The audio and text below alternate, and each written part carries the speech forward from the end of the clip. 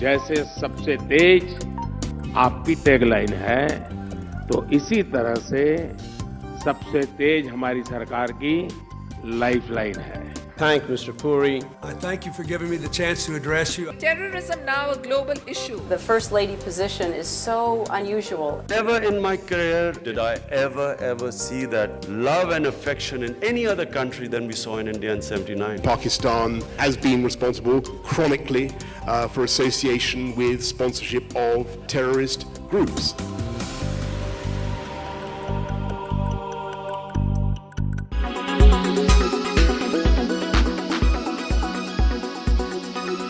Tell us about the industry first. How is it going, and when we end the fiscal year, what would the numbers stand at? In 22-23, we'll end up with about 75,000 crores of exports. Okay. And about total production of about 350,000 crores of mobile phones. That's where we are going to land up with. And the total electronic production will be approximately $90 billion. Total electronic exports should cross $20 billion. The industry, on the other hand, has been seeking a lot of strength with respect to the PLI incentives. Even non-fiscal incentives also the industry seeks. So are you saying that the industry needs to move beyond PLI schemes and fiscal incentives or non-fiscal incentives and start work on their own so that they could probably then become Atmanirbhar? There is some things which the industry can do. I think that will happen automatically once the scale kicks in. Once the scale kicks in, then you can't hold back Indian entrepreneurs. That is the tipping point where things will dramatically change, and that portion of disability will get taken care of. Before that, I think the governments have to kick in as far as infrastructure is concerned, see how better the power situation now is compared to 2 decades back. Now, we need to do better in terms of pricing. Last question, how are you seeing India's cellular manufacturing and electronics manufacturing industry going forward? How are the supply chain concerns for India, and are you in touch with the government for any incentives or schemes or any other support that you might be wanting, sir? This is a very proactive government, and all of government and all of industry works together. The same thing we can say about Government of India and Government of UP. And in fact, in some ways, the government is running ahead of the industry in identifying the gaps of the industry and asking us what we need. I think it's a wonderful partnership, and I'm very optimistic about the future.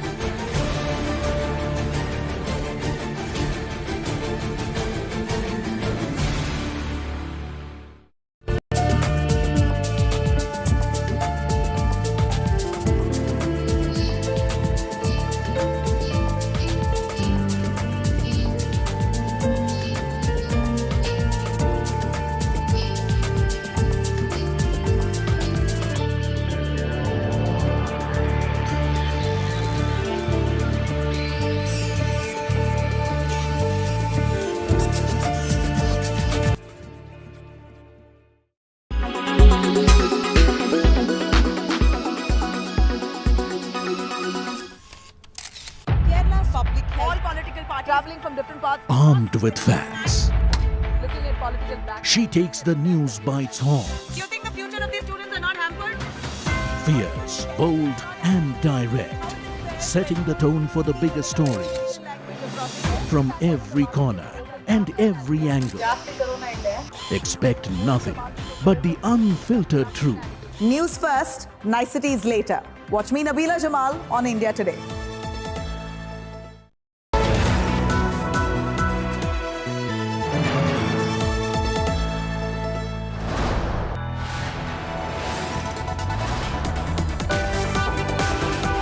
You are watching India Today.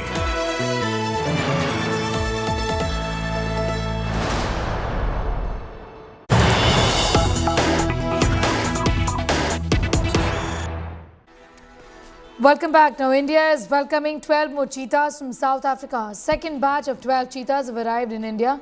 With this, the total number of cheetahs in the country is 20. The second batch has come nearly 5 months after the Prime Minister launched the world's first ever intercontinental cheetah translocation project.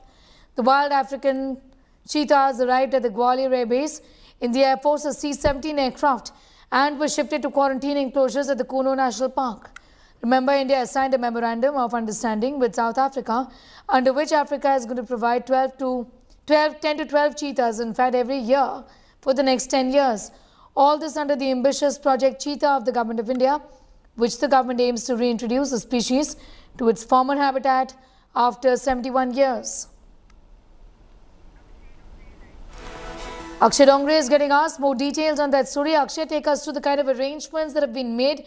This undoubtedly is a big day as far as translocation of cheetahs and reintroducing them to India is concerned, isn't it?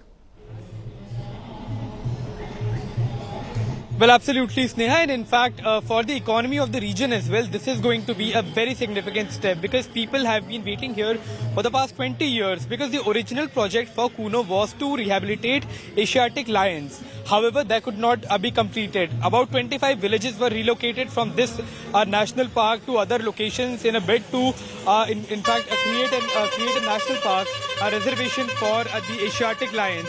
But now, finally, cheetahs have been brought here after the memorandum of understanding was signed with the South African government. The people are hoping that the economy of the region increases as well, and there is more options of livelihood, more opportunities of livelihood, as well as income for the people, especially for the locals. Now we are at the last village before, after this, the Kuno National Park starts. As far as the arrangements are concerned, there are going to be absolutely 24/7 surveillance of all the cheetahs that are here, that have been brought here from South Africa. Now, about 6 months back, 8 cheetahs were brought from Namibia, out of which one cheetah health was not doing well, had by the name of Sasha. Sasha had some liver issues, but that was from the birth. However, that is also improving. The health condition of that cheetah is improving, and in a few more days, they are likely to be released into the wildlife now. Because from the quarantine enclosure, the earlier cheetahs were in fact brought to, they were released into a bigger enclosure, but now they will be released into the wildlife. And similar kind of process will in fact continue for the 12 cheetahs that have arrived in the C-17 aircraft of the Indian Air Force. They were brought from Gwalior to here in 4 helicopters. They will be released as well. There will be checks. There will be in fact surveillance of all these cheetahs that have been brought here to ensure that they are safe and the population drastically increases in the upcoming few years as more and more cheetahs are brought. But if we have time, we'll just try and speak to the locals here who also have been waiting for the arrival of cheetahs. Just get in a word that what exactly are they feeling. एक बात बताइएगा आप लोग, चीताओं के आने से क्या लगता है कि आपके रोजगार या फिर जो इनकम की अपॉर्चुनिटीज है उसमें कोई असर पड़ेगा? सर्वप्रथम हमें पीएम मोदी का धन्यवाद करना चाहिए और हमारे शिवराज सिंह मुख्यमंत्री जी का भी, कि उन्होंने हमारे क्षेत्र में इतना मतलब अच्छा चीजें लाए और हमारे क्षेत्र का विकास होगा। और विकास होगा? जी बिल्कुल उम्मीद है, बहुत उम्मीद है विकास होगा। क्षेत्र में टूरिस्ट आएंगे, अपने क्षेत्र का विकास होगा, बाहर से भी आएंगे और अपने यहाँ के मौके मिलेंगे। एक आखिरी चीज बताइएगा मुझे कि कितने सालों का इंतजार रहा है, क्योंकि कई सालों से ये बात चल रही है। पहले शेरों की बात थी, अब चीता आए, कितने सालों का सफर? कम से कम 10 साल से इंतजार हो रहा था। पहले शेर आएंगे जो अब तो चीते आए तो बहुत और ज्यादा खुशी हुई है। हाँ खुशी है, हाँ रोजगार बढ़ेंगे। क्षेत्र का विकास के तौर पे देखा जाए तो इतना विकास नहीं है इस क्षेत्र का। नहीं, विकास बहुत हो रहा है, बढ़ रहा है, विकास तो बढ़ रहा है। तो वो लगता है आगे वाले हाँ और बढ़ेगा। So there you have it, for the people, for the locals especially, Sneha, this is the primary concern, that the arrival of cheetahs will bring prosperity. It will bring economic development of the region as well. And as more and more tourists start to arrive in the Kuno National Park to witness cheetahs in the wildlife here, they are optimistic that the situation of their region will improve, because apart from the roads, as far as the basic basic infrastructure is concerned, it is not that developed, and that exactly is the reason that people are now hopeful that after the arrival of cheetahs, at least there will be some sort of improvement in their situation. The cheetahs went extinct in 1950s, and they are being reintroduced now, but it's going to be a long time before they can properly be released into the wildlife. And the only good thing about these cheetahs that have arrived from South Africa is that these are wild cheetahs. They have lived among hyenas, lions and other predators as well. So they know very well how to protect themselves, and that was one of the primary concern, not just among the project managers, but also in the government. That what exactly is going to happen once the cheetahs are released into the wildlife. But with the arrival of wild cheetahs, that worry at least has subsided for now. Sneha? All right, Akshay, I'm going to thank you for the moment for getting us all of those details. Akshay, my colleague, is at the Kuno National Park where 12 cheetahs have arrived. We have, in fact, these pictures of the cheetahs arriving in the Gwalior Air Base, and they, of course, will follow the same SOP or the standard operating procedure when it comes to translocating them and getting them to adjust at the Kuno National Park, where 8 cheetahs were brought in 5 months ago. So in totality, we'll have 20 cheetahs. Remains to be seen how they adapt. But fingers, of course, remain crossed on that one. It brings us to the end of this edition. You can find that story and much more going up on our website as well. Thanks for watching.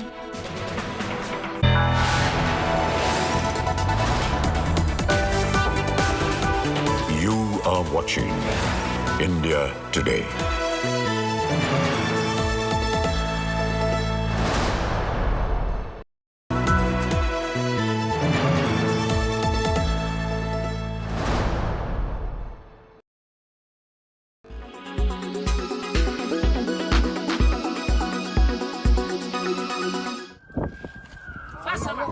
It's been more than a week, but rescue efforts continue in quake-hit Turkey.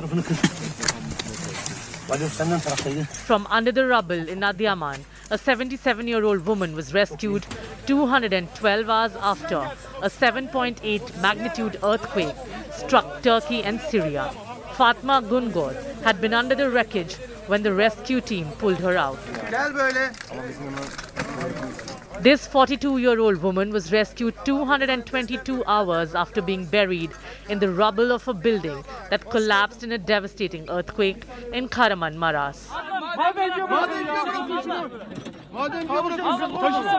After 203 hours, this woman was rescued from the rubble of a building in the southern Turkish city of Hatay.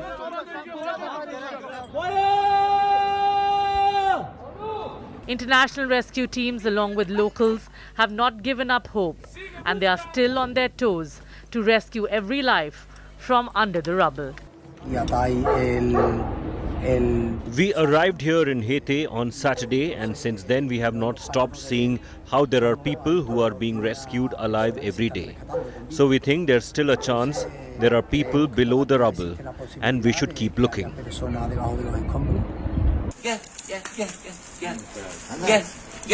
Not only human life, even pets are precious, like this furry best friend of a family that lost its home in the earthquake.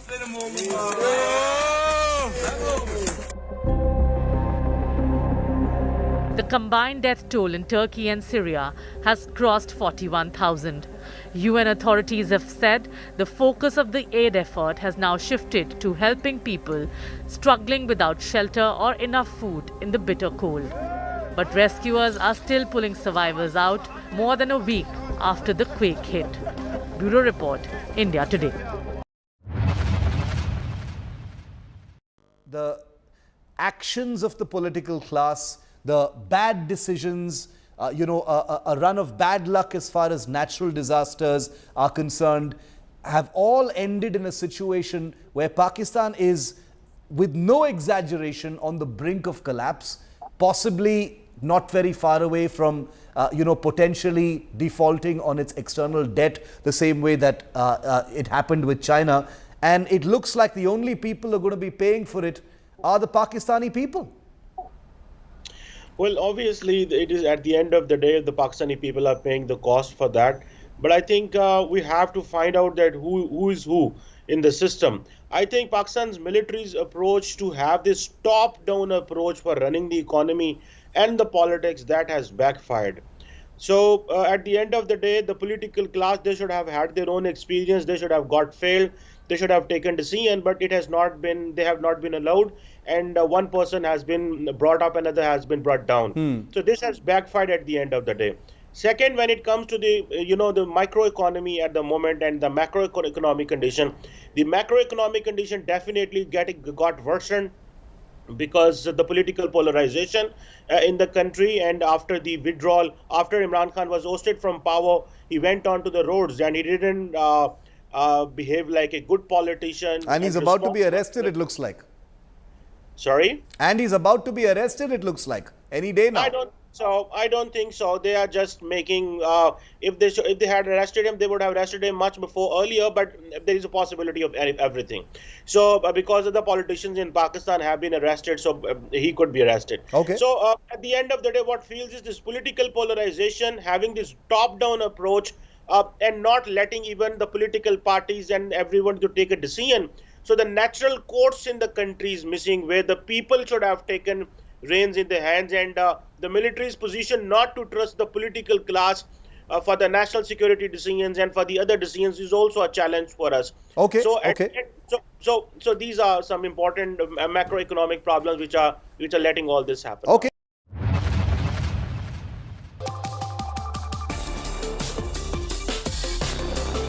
Not in the art market, artificial intelligence and tech is making waves as far as the contemporary Indian art market is concerned.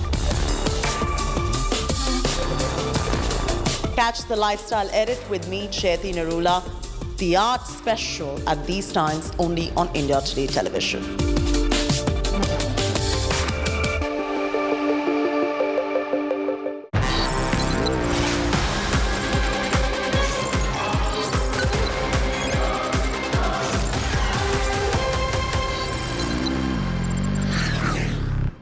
Hello and welcome to a brand new edition of Battle Cry here on India Today with me, Shiv Arur, the only show on television that gets you up close with India's war fighters, weapons and how this country protects itself. This episode comes to you just hours after Aero India has wrapped up, and what a show it's been. We've broken every big story from the show and we've distilled it all down for you in this special episode of Battle Cry.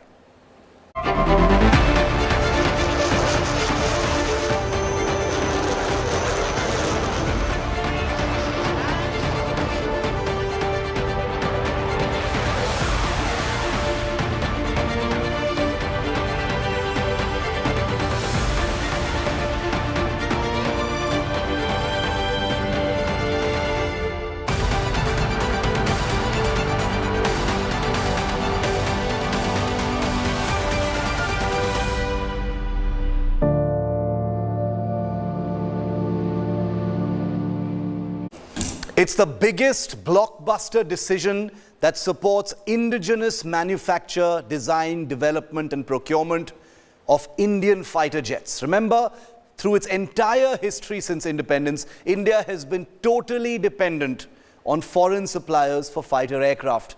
All that's going to change come February 2024. Here's this big exclusive by India Today's Akshay Dongre.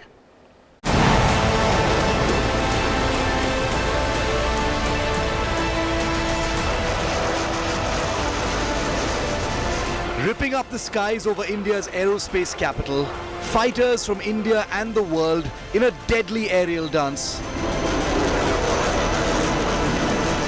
But amidst all the sound and fury that only a jet engine can exude, there's a thundering new dawn rising for the Indian Air Force. One that seeks to take decades of legacy dependence on outside fighter tech and replace it with India's own. India Today has learned that this ambitious drive is being informally called Mission 470. And the reason for that, in case you hadn't guessed, is that starting February next year, the Indian Air Force will begin receiving the first of 470 fighters designed and built right here in India. Let's take you step by step through this big plan. Things will kick off in February 2024 with the delivery of the first of 83 LCA Tejas Mark 1A fighters, a hugely improved version of the current Tejas in service. Meanwhile, the Indian Air Force will also begin to order 108 LCA Mark II jets. Aircraft that are derived from the original Tejas but enormously more capable, with better performance, stronger engines and far superior capabilities. You're familiar with the LCA Tejas, but this is the Mark II and it's actually a vastly different aircraft. It's actually a bigger aircraft. This scale model tells you a little bit about how that final look is going to be. Some big differences. It's a heavier, longer aircraft. As you can see, it has these canard foreplanes here for greater maneuverability. It actually increases the agility of this fighter. If you look at the weapon systems on board the LCA Mark II, it can actually carry a much larger range and more weapons than the LCA can. Very, very importantly, if you come to the back, you can't really see it here in the model, but the engine that goes on the LCA Mark II is going to be a much more powerful engine on the existing LCA Tejas of the Indian Air Force. While this happens over a decade, India's most advanced fighter in development, the 5th generation stealthy AMCA, will come online and begin deliveries of at least 126 units to the Indian Air Force. On a parallel track, the Indian Navy will also begin receiving 100 twin-engine deck-based fighters, or TED-BF, for its aircraft carriers, fully purpose-built naval jets to meet the Indian Navy's future requirements. Well into the next decade, that translates into 470 Indian-designed, Indian-built fighters for the Indian Air Force and Indian Navy. With Defence Minister Rajnath Singh declaring that 3/4 of India's present and future weapon modernization budgets will be reserved for Indian industry, the future looks bright. But nothing is ever as simple as it looks. As India sets down a path towards Atmanirbhar fighters, can it remain steadfastly on track? Bureau Report, India Today.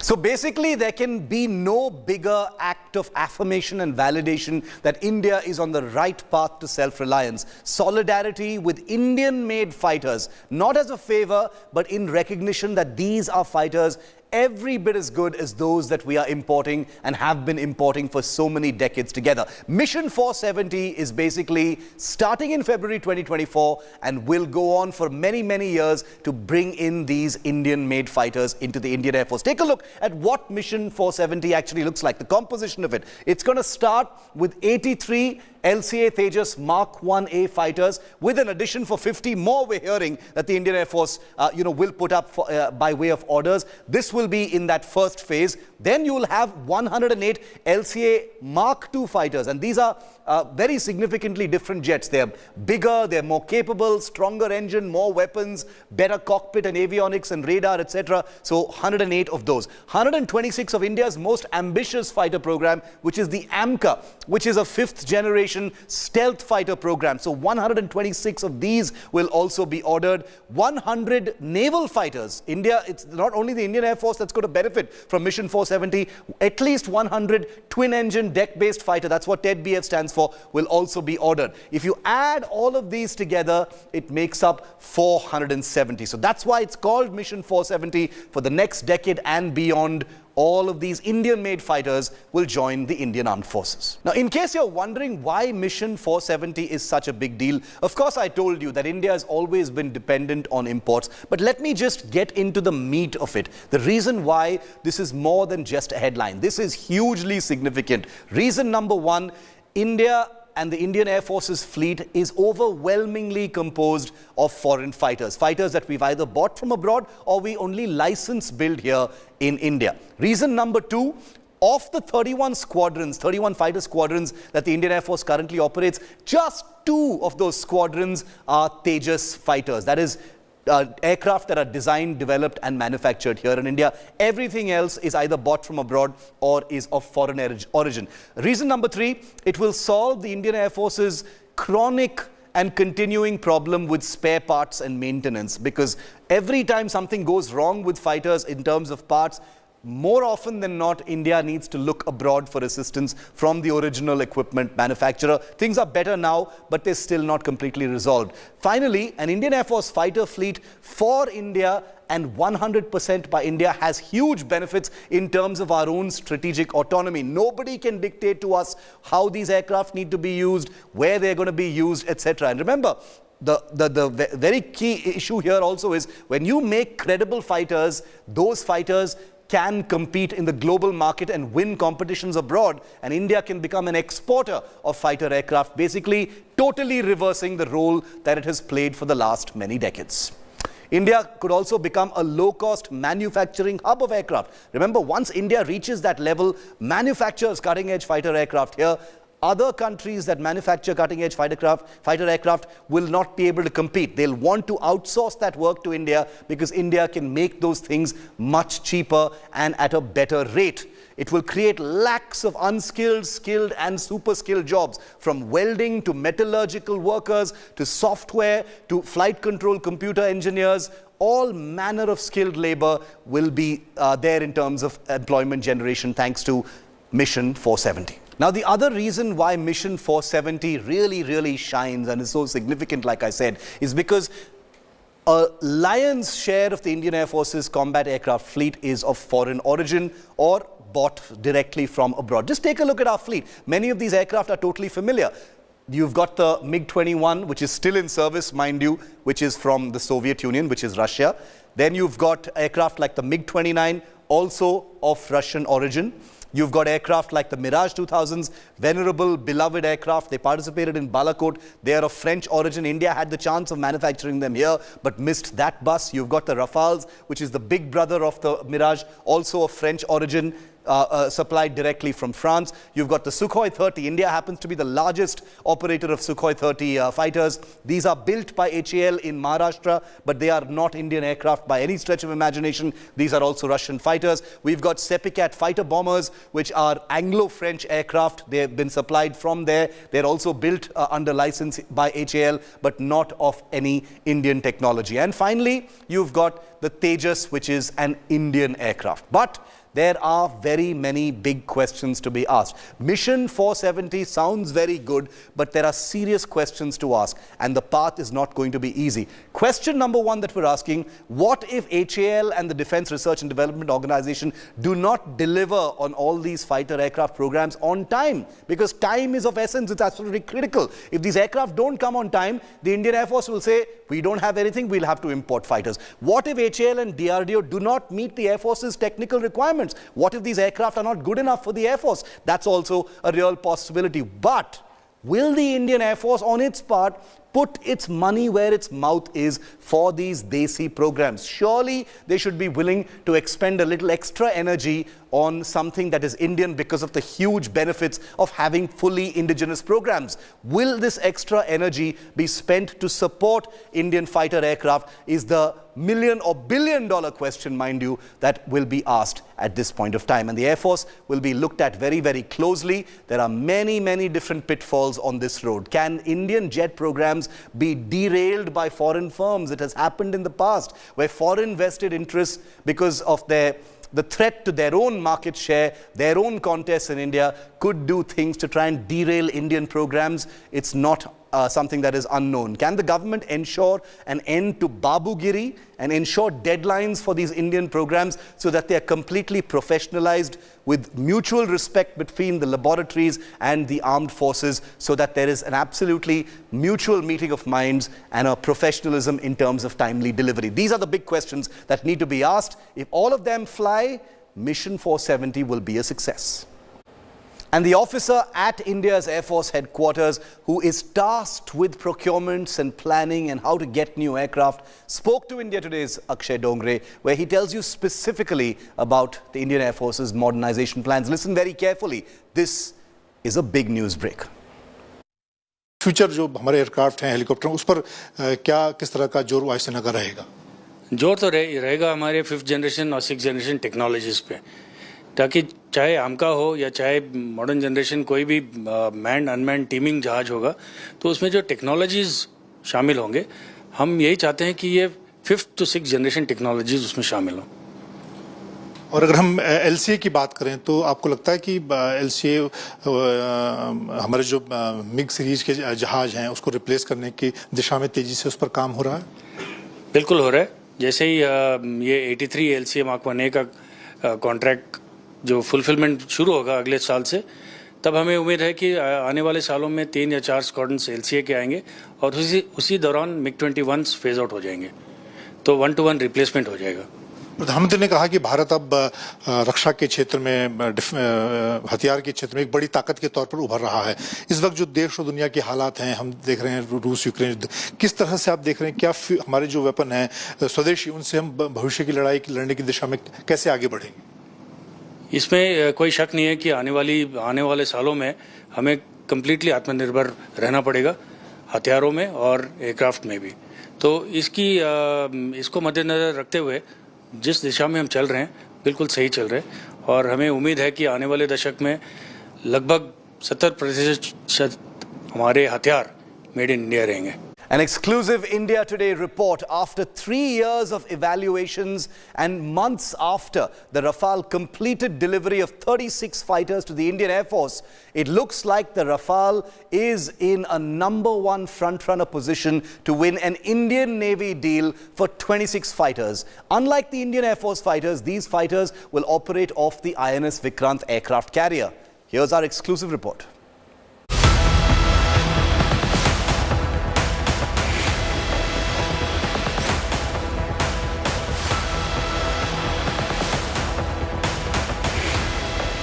The French Rafale blasting off from its mothership.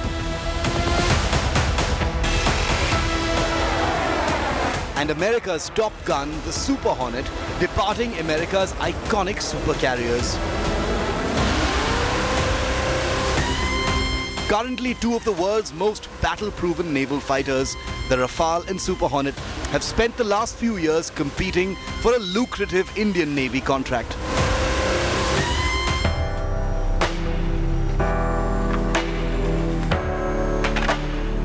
A contract for 26 fighters to make up the fighter wing on board India's first indigenous aircraft carrier, INS Vikrant. And now, a year after compatibility trials of both aircraft at the INS Hansa Naval Base in Goa, a prospective frontrunner has emerged.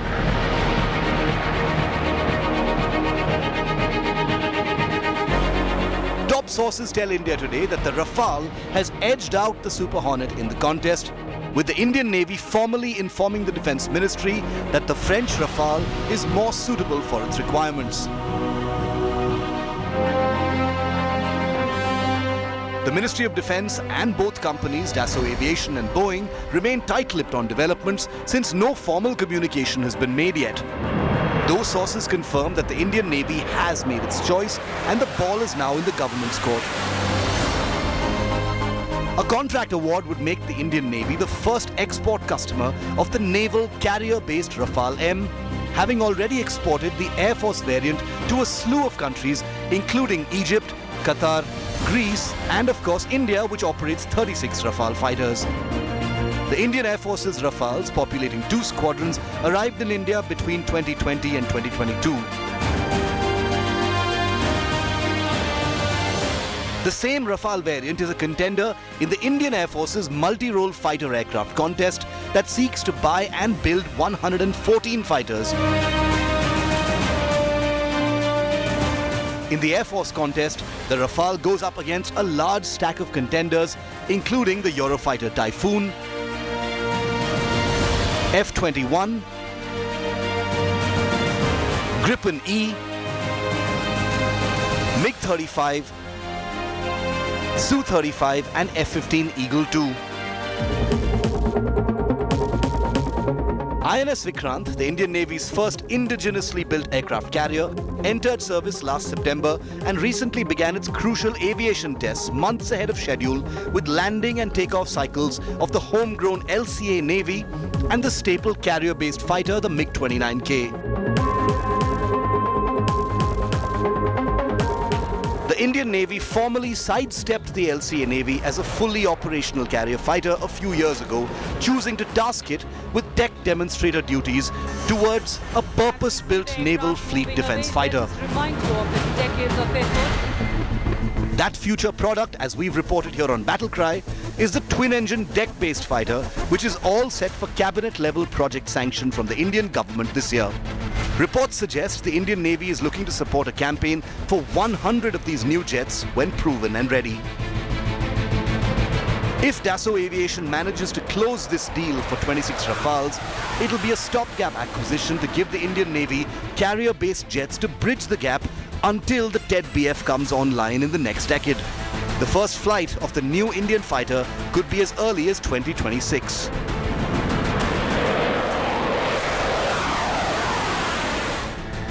Indian defense procurements often take a meandering and unpredictable flight path, and no one can tell for sure where things will actually land.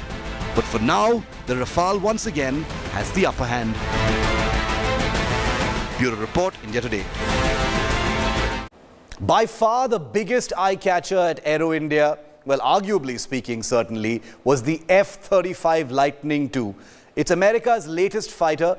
It's the most expensive fighter development program in history, but boy, what a beautiful piece of machinery it is. 2 F-35 Lightning IIs landed in Yelahanka, sending aviation buffs into absolute ecstasy. I was there to catch the aircraft as well. Take a look.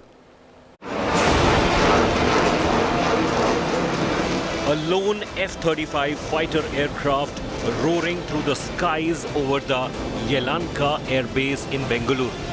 The star attraction at the Aero India show. The stealth fighter jet performing stunts. The 5th generation fighter jet is the most modern machine. Its stealth, advanced sensors, information fusion and network connectivity, all packaged within in a supersonic, long-range, highly maneuverable fighter makes it a deadly jet. Adding to the combat capabilities, its ability to analyze and share data makes it a force multiplier. It can carry up to 18,000 pounds of ordnance. Its stealth features allows it to go undetected. Advanced sensor fusion adds to the aircraft's awareness, making it more lethal. These are the F-35 Lightning II. They are 5th generation fighter aircraft and the latest fighters to be developed by the United States.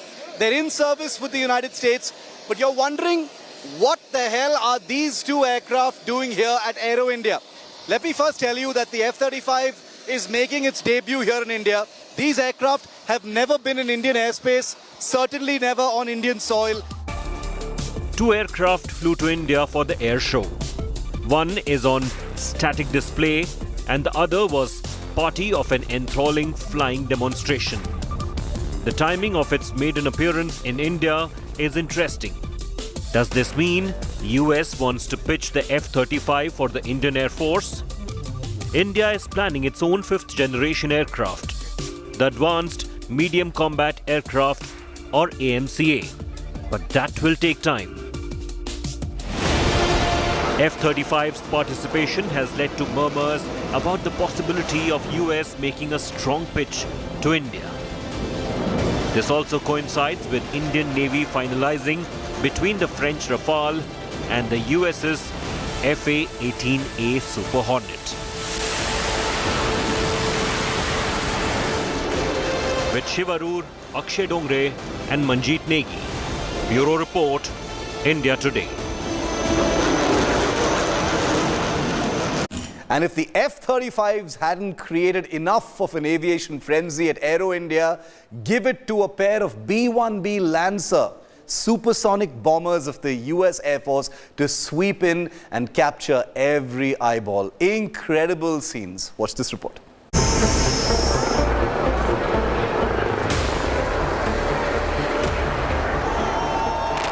A truly scintillating display of one of the world's most beloved and iconic aircraft. The crowds in Bengaluru were in ecstasy as these 2 American B-1B Lancer supersonic heavy bombers roared into the Aero India show. Lovingly called the Bone, these strategic jets first flew nearly half a century ago and remain part of the formidable and far-reaching US bomber fleet. Once a platform for nuclear delivery, the super sleek jets now wield conventional weaponry of every kind, including air-launched cruise missiles. But why are B-1B Lancers flexing muscle in India, you're wondering? Before you wonder if India is thinking of getting its own bombers, the answer is no. India has no such plans. But the jets buzzing Bengaluru are most definitely an act of strategic messaging to the region, most definitely to China as well. As India and the United States forge closer military ties and bilateral relations, the US is making it clear that it stands with India to keep the peace in this hemisphere. American messaging is seldom subtle, and with a pair of bones in the air, this is pretty typical of how the US Air Force does things. The US bombers flew into India in the wake of a pair of F-35 Lightning II fighters that have already captured massive eyeballs and mind space at the ongoing Aero India show. As India Today has reported, these jets too are here not for a sales pitch, but as a reminder to India and the world that the US controls the best weapons technology on Earth. Two iconic jets, one a late Cold War era beast that's still bristling with bombs, the other a stealthy little jet that has set the standard for future fighters and combat, signaling, "Thy name is America." Bureau Report, India Today. Thanks for watching this special episode of Battle Cry. For all the news and updates, keep watching India Today.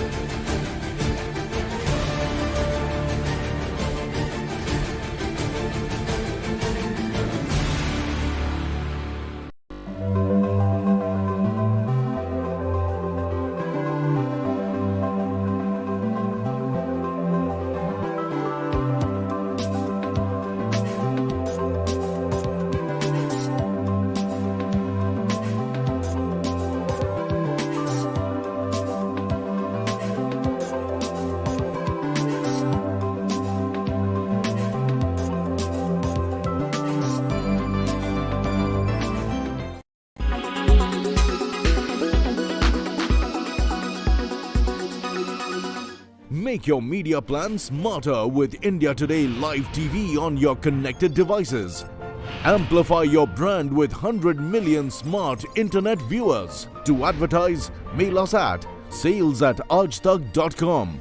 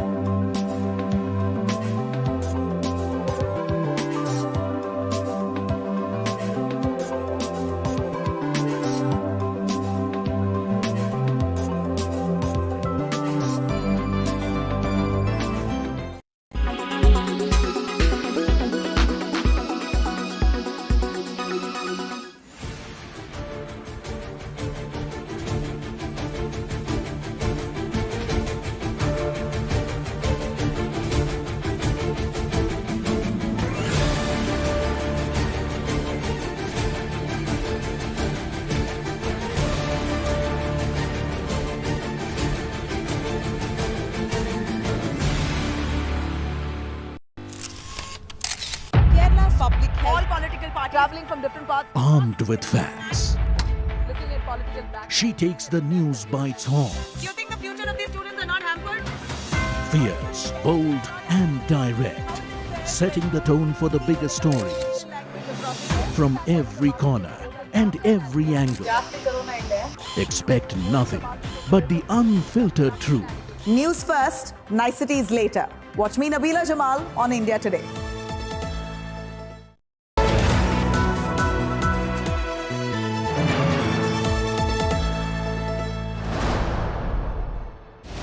For the first time on national television, the inscrutable but often in the news, Abhishek Banerjee. big next-gen Neta breaks his silence. And it was perhaps the most critical battle of Mamata Banerjee's life, I would say, in a career.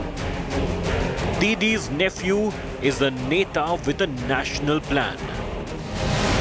He leads Aunt Mamta's India expansion. Or do you believe Mamata Banerjee herself as a potential leader leading into 2024? Meghalaya's election will decide that. Energized and speeding towards 2024. Like to appeal to the people of Meghalaya that don't mistake us for Congress. Abhishek Banerjee speaks to Rajdeep. At these times, only on India Today.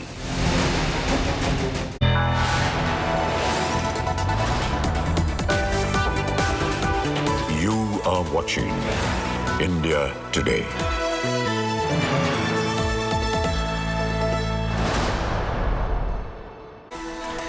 Hi there, very good afternoon. You're watching India Today TV. I'm Sneha. A quick check of the headlines in this edition first. External Affairs Minister S. Jaishankar tears into George Soros, calls him old, rich, opinionated person, says he's investing resources in shaping narratives days after Soros attacked Prime Minister Modi and democracy. When such people and such views and such organizations invest resources in shaping narratives, money to come in, foundations to go about their agenda. Sensational revelations in the Nikki murder case, where sources in Delhi police have told us that Nikki and Sahil got married in 2020. Sahil confesses to killing Nikki. His father, two brothers have been arrested.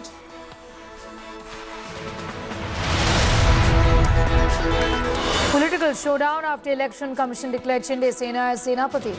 Maharashtra Chief Minister Shinde celebrates. Uddhav faction says democracy has been murdered. Uddhav to challenge Election Commission order in top court. State of war, Karnataka intensifies this election season. Ram Ke Naam. Bommai government unveils Ram Mandir plan, promises Ramanagara Ram Temple. Congress says we've built temples as well.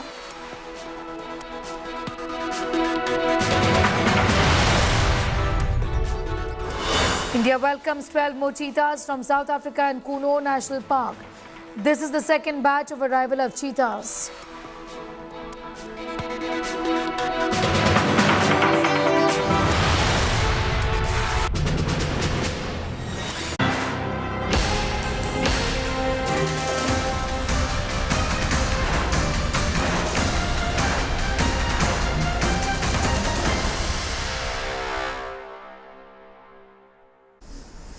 Well, it's a political blockbuster before state of war Karnataka. My colleague Nagarjun Dwarkanath has spoken to Chief Minister Bommai on poll challenge, Ram Mandir and war ahead.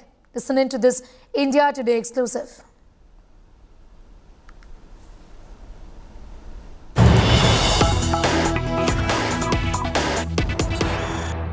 Joining me today is a special guest who has given out the latest Karnataka government budget, the Chief Minister himself, Mr. Basavaraj Bommai. Sir, thank you for speaking to India Today this morning, sir. Firstly, I have to congratulate you for giving the latest budget. For the first time after COVID, we have seen a surplus budget. The whole outlay of the state budget is crossing a whopping 3 lakh crores. How did this happen post-COVID? See, as you know, during COVID time, the economy had slumped, and Another reason for that was that we had a deficit budget. Yeah. Just before COVID, the mismanagement of Sidramaya. You can look into the figures. Maximum loans were taken during Sidramaya. I'll just give an example. In 70 years, Karnataka had 1 lakh crore. And during his time, it became 3 lakh. 2 lakh crores in 5 years, no COVID, everything was normal. And when COVID came, of course, the economy slipped down in the entire country. And even GST could not be given, therefore they gave it on the loan. So all those debt loads were on us. Yeah. So we also made 2 lakh crores in 2 years.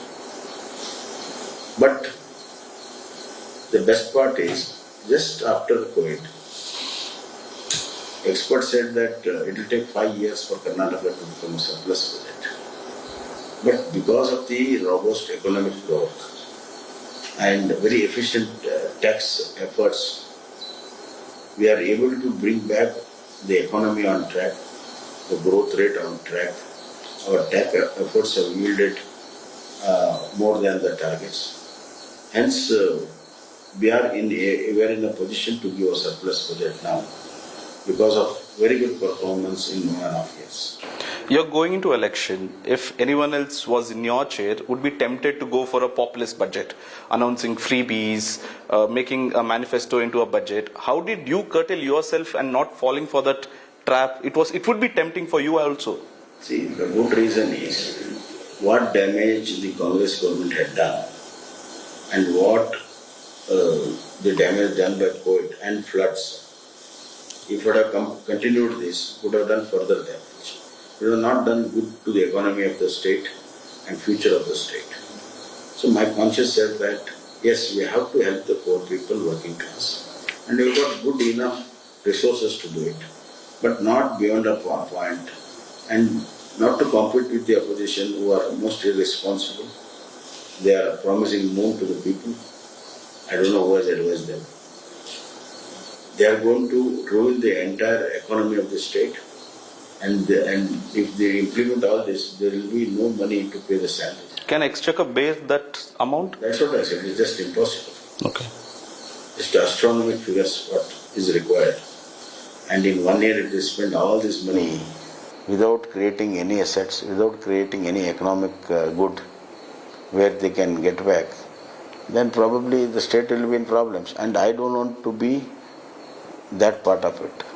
When I look back in my career, I should say that I have done good for the state.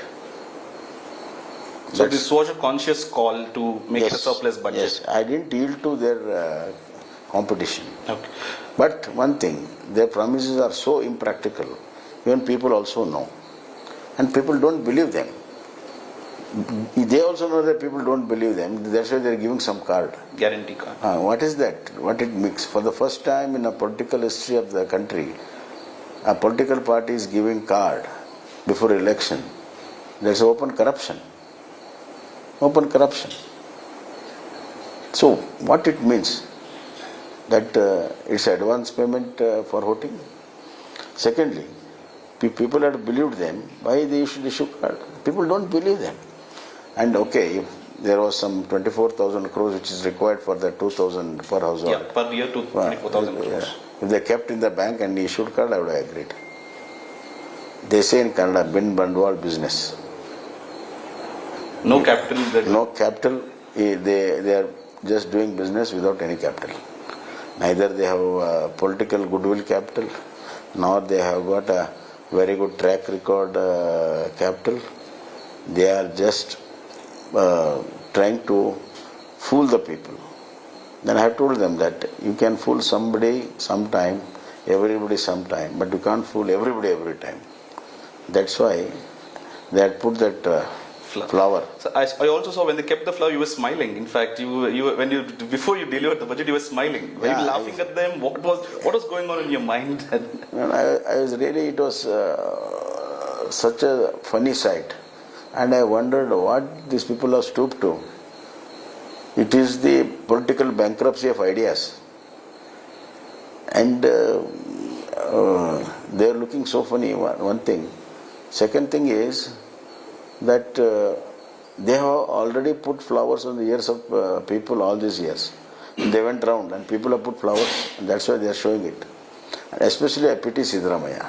Congress party has brought him so low that they have to put flowers. There are so many ways to express your opposition and do that. And Congress is a very old party. So they are stooping so low, and that shows the desperation. So in your budget, you have stressed a lot about Bangalore city. I come from the same city where the interview is happening. Traffic was big issue. For this, you have created new police stations. You are filling up 2,000, creating more jobs for traffic police.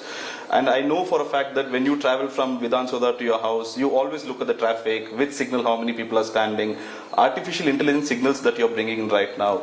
Tell us more about the Bangalore, your ideas for Bangalore city through the budget. See, Bangalore is the fastest growing city. In one day, 5,000 new vehicles hit the road. Yep. The roads are same.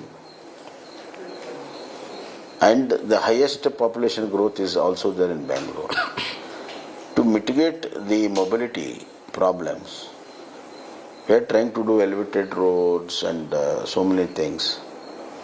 But a proper traffic management, if it is done, more than 60-70% of the problem will be solved. And I have shown it. Yeah. I have appointed a new commissioner, Mr. Salim, who is a PhD in traffic. And he has brought such a big change within the system only. Therefore, technology plays a very important role in traffic management. That few seconds, if it can be saved, it will be converted into a minute. Correct. So synchronization of signals, artificial intelligence we are using for a serial camera where it goes around and sees of the all 4 or 6 roads where the traffic load is more and it readjusts. So all this new technology also we are using. Better traffic management is being done. We are laying new elevated roads, new roads, as well as there was a gap, there was a dark spots as far as traffic is concerned in the city. I have to fill it up with new police stations, with new men. That's what we have done.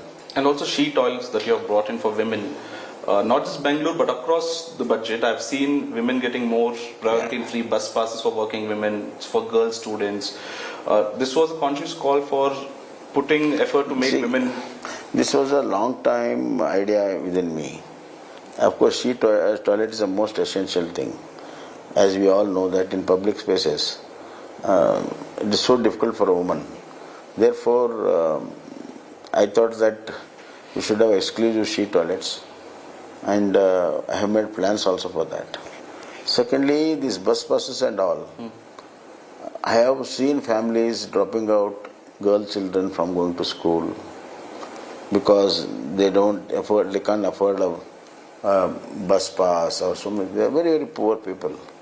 So I wanted to help them, and I am trying to do everything to increase the numbers in the schools, colleges. You know that I made up to degree free, PUC and degree free education for all. Yes. Because if you compare to the primary numbers which admission take place, PUC, it will be hardly 20-25%. And as far as degrees are concerned, it's just 15-16%. So what it shows? That they need a lot of help, economical help, and parting them with a very good quality education. So that's all programs I have done. You have also kept national interest in place. Agniveer scheme you have announced that you would train 10,000 youths every year to make them take part in the Agniveer scheme. See, Agniveer program has taken off very well now. A lot of youngsters want to join, and it's there in so many other countries. You catch them young and have army training, and then the whole character changes. Therefore, a lot of students have shown interest. I thought that I should do my bit to help them, to train them, to give the insight of the Agniveer project and overall defense. So it will be a very good thing. In spite of they going with private people, and I don't know how they do it. So I have taken that responsibility on myself. And also, every time opposition speaks of BJP government, they talk about unemployment. You have created 1 lakh just government jobs alone in this budget. You have announced to fill up 1 lakh vacancies. Yeah, that is just in government sector. Yes, government sector. See, the all India average is 4.6 unemployment. Yeah. We are just 2.5 already. We have created a lot of jobs in last 2 years in all sector. In rural areas, self-help groups areas, a lot of employment has been created for self-employment schemes. Even in SC, ST, OBC children, a lot of self-employment has been created. And then we are recruiting teachers, we are recruiting police. Apart from that, economy is providing more opportunity of jobs. ITBT alone will give us around 2 lakhs jobs every year. To the state, and manufacturing will give another 2.5 lakhs of jobs. And I have made an employment policy. I'm going to give more incentive to the industries where they employ more people. So this is first of its kind in the country. So we are doing a lot of things for employment. And tomorrow probably there will be a report on the private sector employment, how much it has generated and everything. And I'm sure that Karnataka is one of the top employment provider state. And I want to enhance that capabilities and see that all the children who get job, they get opportunity to work. That's why I got one scheme done here. Those who are unemployed for 3 years, they will get 2,000 rupees as a help to put applications and other things in competitive exams or in employment. Correct. And then I have given another thing for youths, where they might have failed their 12th standard or 10th standard. I am giving them one more opportunity for a short-term training, 3 months training and 3 month apprenticeship.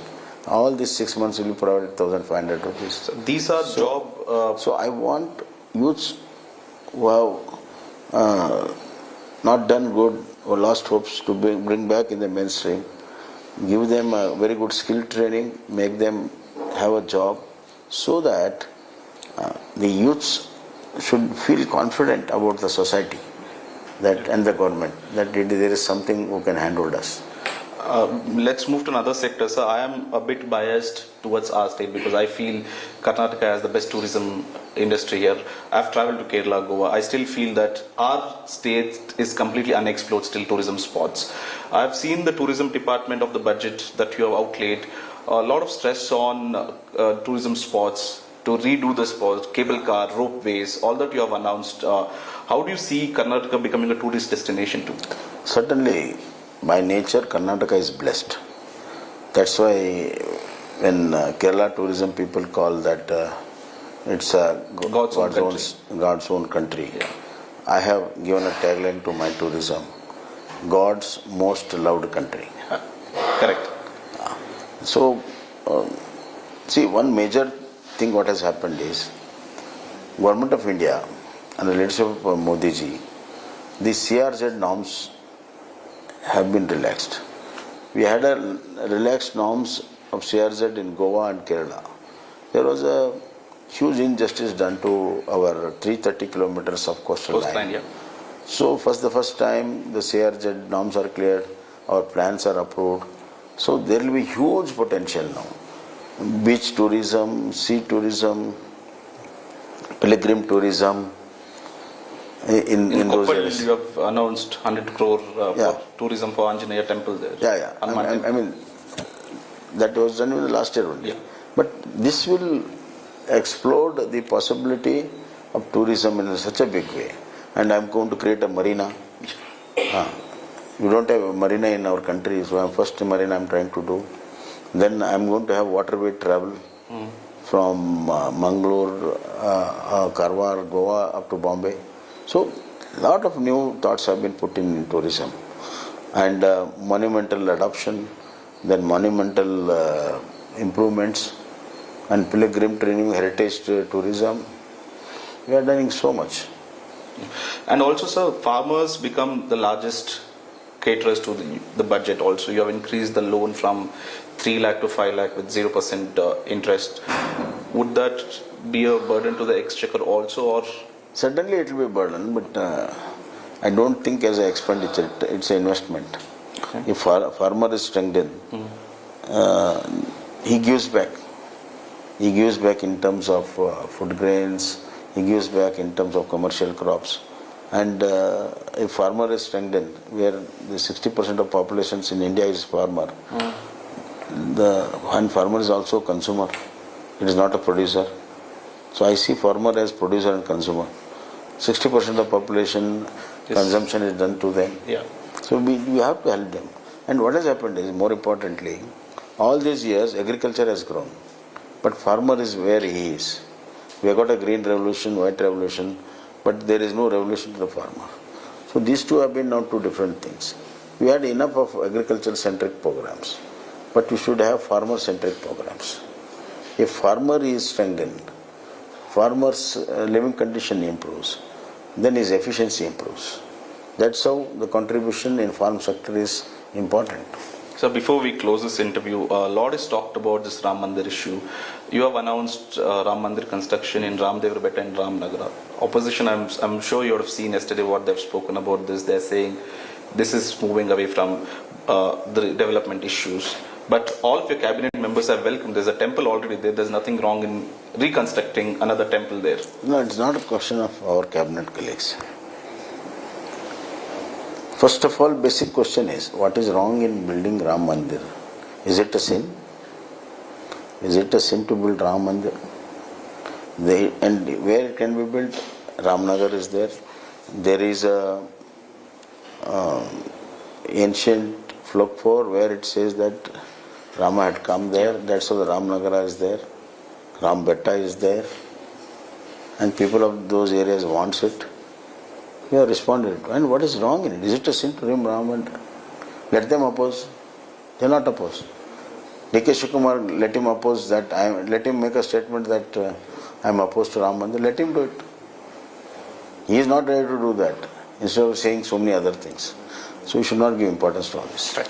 Well, that was the Chief Minister who gave his clarity about and ideas about the budget that he's presented recently for the state of Karnataka and his future for the state and his plans, what would happen in the course of 1 year. Thank you so much, sir, for speaking to India Today.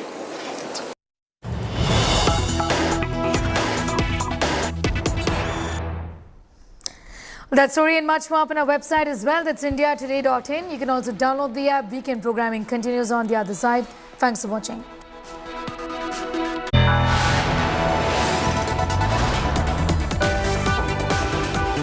You are watching India Today.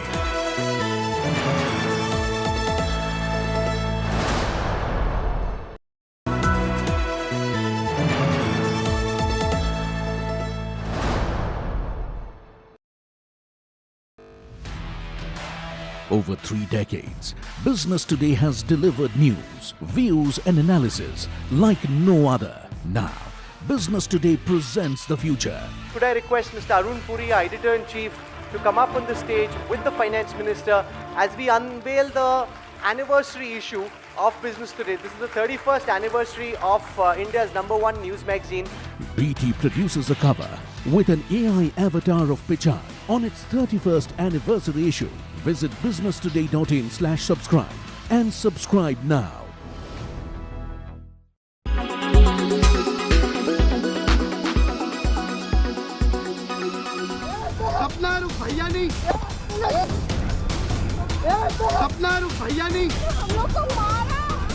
The case of attack on Indian cricketer Prithvi Shaw in Mumbai has taken a new turn today.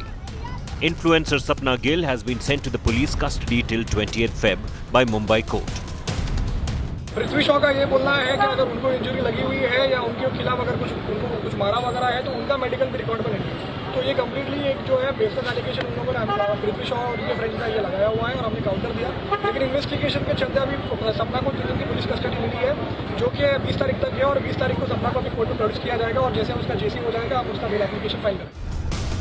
Earlier, 2 people who broke the window of Prithvi's friend's car have also been arrested by the police.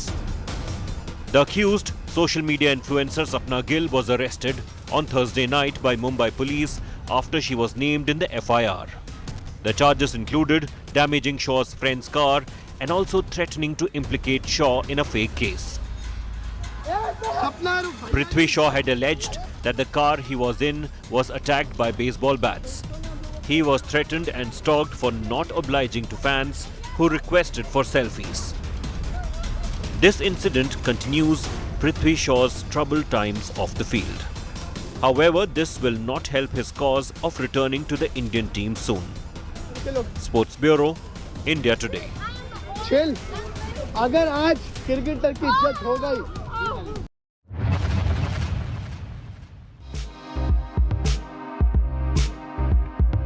Janhvi Kapoor will reportedly make her Telugu debut in Junior NTR Stara NTR 30, which will be directed by Koratala Shiva.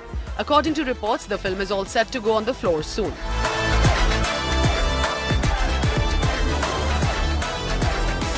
Janhvi Kapoor will be next seen in Bawal opposite Varun Dhawan, which is touted to be an intense action drama. She also has sports drama titled Mr. and Mrs. Mahi in her kitty. Janhvi Kapoor was last seen in Millie, which was a remake of the Malayalam thriller Helen. Welcome to Doom's Kitchen. Can I take your order, please? Whereas Junior NTR's previous release RRR has emerged as a pan-India blockbuster. The film has grabbed many awards, including the Golden Globes, Critics' Choice, and has also been nominated for the Oscars in Best Original Song category.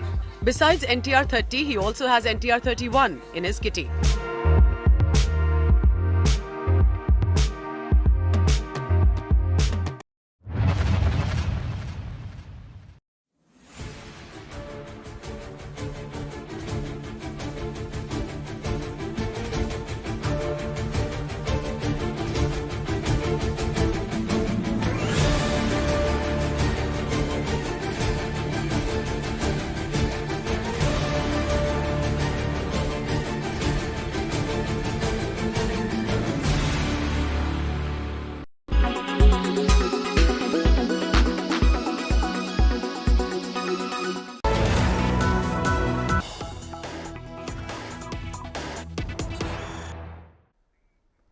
We have some news just coming in. Massive drama outside Matoshri. Ugly war of words between Shinde and Uddhav supporters.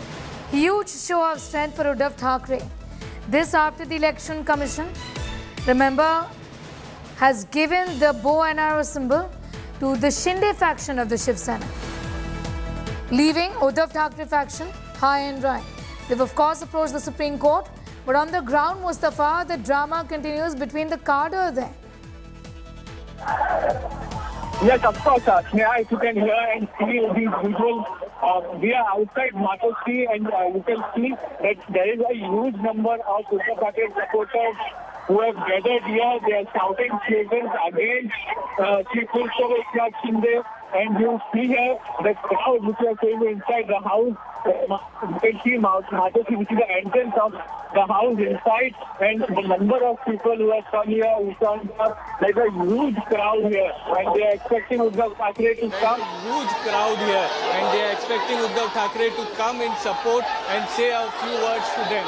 So now Uddhav Thackeray had called for some meetings of MLAs, MPs and party leaders, but it seems that Shiv Sena workers have turned up in huge numbers. You will see the flag there, the people who are present.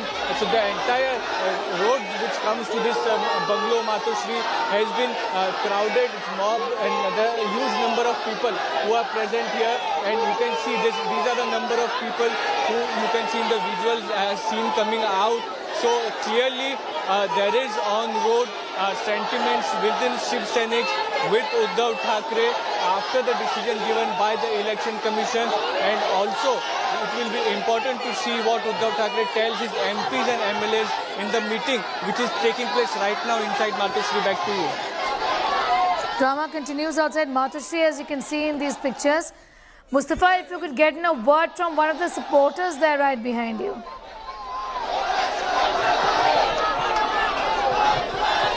Well, yes, there will be a language issue. I'll try to speak with some people, some women who are present here in Hindi.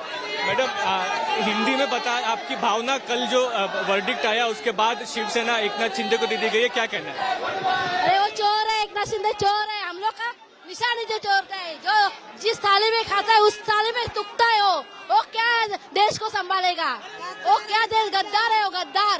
अरे हम लोग शिव सैनिक है, हम लोग लाचार नहीं है, हम लोग लाचारी कभी पत्करेगा नहीं पैसे के लिए। उद्धव जी को क्या संदेश देने आए हैं? उद्धव जी के साथ है, इतना अभी हम लोग सब ताकत से जुड़े हैं, हम लोग उनके साथ है, हम उनके साथ रहेंगे हमेशा, मरते दम तक हम लोग साथ में हैं उनके, मरते दम तक शिव सैनिक साथ रहेंगे। शिव सैनिक निष्ठावान है, निष्ठा ही रहेगी और सत्य का हमेशा विजय होता है। ऐसा करने वाले में से नहीं है, एकनाथ शिंदे हरामी है, हम लोग जान देंगे, जान साहब के लिए जान देंगे, ऐसा हम लोग महिला है। सड़क पर उतरेगी सत्य के लिए Shiv Sena. So here people, the workers who are present and they are saying that they are loyal to Uddhav Thackeray still and they will continue to be loyal to him. Back to you. All right, they'll continue to be loyal to him. Are they hopeful of the battle in Supreme Court of winning it, given that the Uddhav Thackeray faction has challenged this in the apex court? Mustafa. तिथपासून हा पक्ष कार्यालयात आहे साहेबांनी Of course, the appeal which is likely to be filed by the Uddhav Thackeray faction on Monday in Supreme Court, that is where they are expecting some relief because clearly the verdict is against them. But yes, there are some the workers who are supporting Uddhav Thackeray, and Uddhav Thackeray is saying that they will be challenging this election commission's order in the Supreme Court, and what happens in Supreme Court will be crucial for the party, for the MLAs, for the MPs, because then Uddhav Thackeray may have to go for a new party name and new party symbol. If they lose, eventually the Supreme Court rejects the appeal in the Supreme Court on the election commission order. Back to you. Mustafa getting us all of those details of those dramatic pictures coming in from Matoshri, where the protest is ongoing. Of course, it's a battle that's now going to play out in the Supreme Court of India. Meanwhile, Mustafa, the Uddhav Thackeray faction has already said that the election commission is also compromised in all of this. It's become a bigger war than what we'd imagined.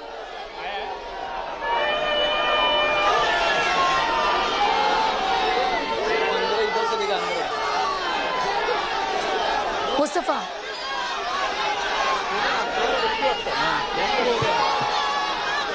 Yes, sorry. Can you repeat your question? I was asking you that the Uddhav Sena faction of the Sena has said that the election commission is compromised.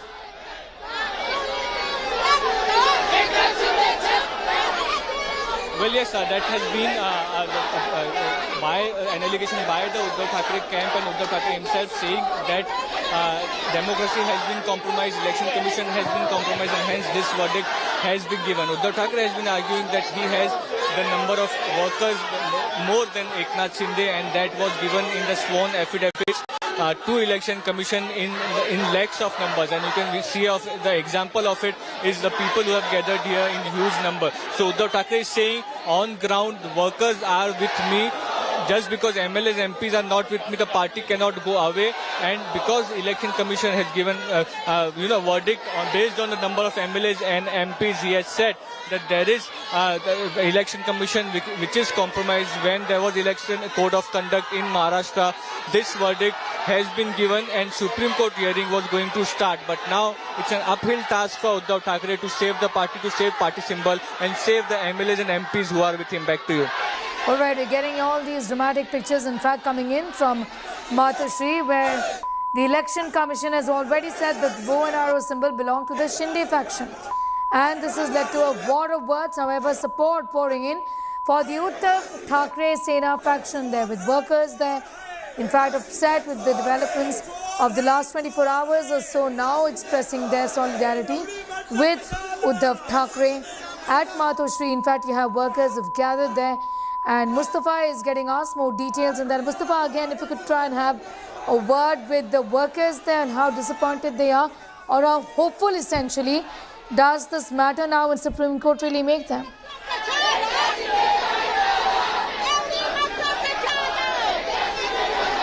Well, yes, we'll speak with some workers who are present here, and you can clearly see that there are sentiments are running high, and as they hope कि supreme court में जाने वाले हैं, supreme court में जाएंगे, appeal करेंगे. उद्धव जी ने कहा है सुप्रीम कोर्ट के आपके फेवर में फैसला आएगा, ऐसा लगता है क्या? शिवसेना पक्ष हा बाळासाहेबांचा आहे. संपूर्ण महाराष्ट्र साहेबांनी घडवलेला आहे. या सर्व शिवसैनिकांना आज महाराष्ट्रात संपूर्ण शिवसैनिकांना मार्गदर्शन दिलेलं आहे. साहेबांनी चांगले विचार, चांगलं मार्गदर्शन, वादाचं बळ दिलेलं आहे. So as you can clearly see that what she is saying is that they have been following the instructions given by Uddhav Thackeray yesterday, which was that approaching the Supreme Court and having a hearing there and going as per the legal procedure, and that is what the Shiv Sainiks are going to follow. But you can see here that the number of people, the supporters of Uddhav Thackeray are rising at Matoshri while a meeting is going on of MLAs and MPs inside. In huge numbers we are getting to see that Shiv Sena workers are gathered here and they are giving slogans in support of Uddhav Thackeray. Back to you. I also want be with us. Ram Kadam of the BJP is also now joining us. Mr. Kadam, your take on this outpouring of support for Uddhav Thackeray after the Election Commission said that the symbol now belongs to the Shinde camp essentially. It is absolutely unacceptable. All the supporters of Uddhav Thackeray, they are absolutely frustrated. And now that is the reason why they have been indulging into this derogatory language. And no one can support such kind of language. First of all, they should understand under the leadership of Uddhav Thackeray, their group has abandoned Hindutva. They have besmirched late Balasaheb Thackeray's legacy and his ideology. Instead of understanding this fact, how can they use derogatory remarks against Honorable Chief Minister of Maharashtra? This is the insult of Maharashtra because Mr. Shinde, when he is the Chief Minister, so he is the first citizen of this state. So the question is, what is the reaction of Mr. Uddhav Thackeray? Yes, absolutely. Where his party supporters, they are sloganeering such kind of a language. And is he going to support them? Okay. That was on live telecast also as far as our channel is concerned, and very suddenly we had one of the supporters use an unparliamentary word there for the Chief Minister. Like I said, that was on live coverage a moment ago. India Today does not support that language at all. What I want to ask you is that the Uddhav Thackeray faction of the Sena, and this has got to do with Ms. Priyanka Chaturvedi, who is an MP. She said that the Election Commission is compromised. This is an allegation. What do you have to say about it, Mr. Kadam? No. I was just saying one thing, that Mr. Uddhav Thackeray, what is his stand about this derogatory language? That was my first point. The point number two is, whenever any decision from any investigation agency, or for that matter for the Election Commission, if that decision is favorable for Mr. Uddhav Thackeray, then everything is all right. If Honorable Court gives some decision which is favorable for them, then Honorable Court is all right. And if the court or any other investigation agency is against Mr. Uddhav Thackeray and his group, then immediately they start saying it's a bias. Look, they've win election. The EVM is absolutely all right. And if they lose election, the EVM is faulty. So this is sheer hypocrisy. Okay, the battle is now going to be taken by Mr. Uddhav Thackeray to the Supreme Court of India. Mr. Kadam, how do you respond to that?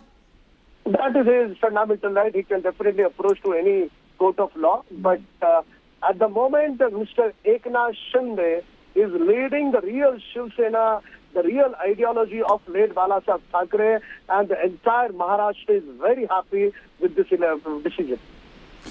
All right, Mr. Kadam, I'm going to thank you. There you heard from Ram Kadam, leader of the Bharatiya Janata Party, on this drama that is ongoing right outside Matoshri, where these pictures are coming from. Supporters of Uddhav Thackeray, in fact, are holding up those placards also saying the next Prime Minister is going to be Uddhav Balasaheb Thackeray.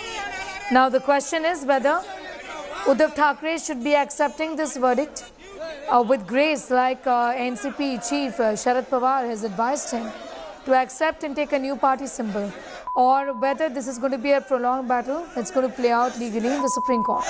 That is something that we'll wait and watch.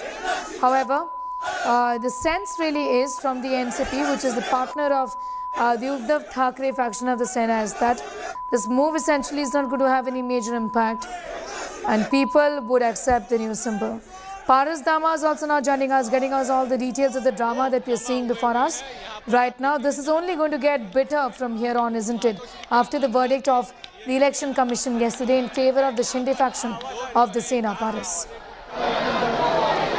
Yes, of course, Neha, it is going to get more complicated as days will go on. Look at the situation right now outside Matoshri. This is of Uddhav Thackeray. You can see the supporters which have gathered around over here. This all supporters only want one thing, is that the bow and arrow symbol which has been given to Shinde should be given back to Uddhav Sena, the Uddhav Shiv Sena, Uddhav Group Shiv Sena. Look at the supporters, look at the people how around over here. We have some of the supporters of Uddhav Thackeray also over here. Ma'am, what you want to say after the EC verdict? You all have gathered around over here to support Uddhav Thackeray. There is an important meeting also going inside the Matoshri. What you want to say? Hindi में बोलते.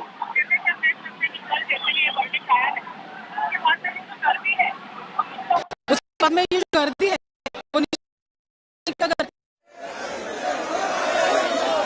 Okay, just try connecting with Paras, but these are pictures from outside Matoshri in Mumbai, where we are reporting on the protesters, the supporters of Uddhav Thackeray faction of the Sena, in fact, gathering to support after the verdict was not in favor of the Uddhav Thackeray faction of the Shiv Sena that has now given, with the Election Commission now giving the bow and arrow symbol to the Shinde faction of the Sena. This matter is now going to be taken up by the Supreme Court because the Uddhav Thackeray faction has decided to move Supreme Court. Now, the alliance partner of the Uddhav Thackeray faction of the Shiv Sena, NCP, and the chief of NCP, Sharad Pawar, has said that Uddhav Thackeray should now accept the symbol and move on, and that it's not going to have a major impact as people will accept this symbol. However, there have been noises from the Uddhav Thackeray faction, with many in fact going on to say that the Election Commission is also compromised.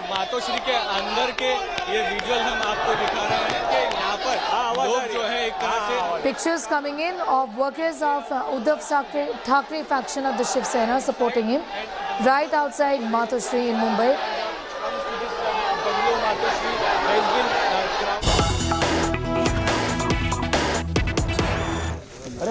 More news coming in this afternoon, and these are pictures in fact of the cheetahs that have been brought in from South Africa.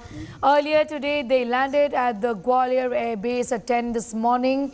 They were flown into India via C-17, and 12 of these cheetahs are now getting translocated to Kuno National Park. These are pictures in fact coming in of the cheetah.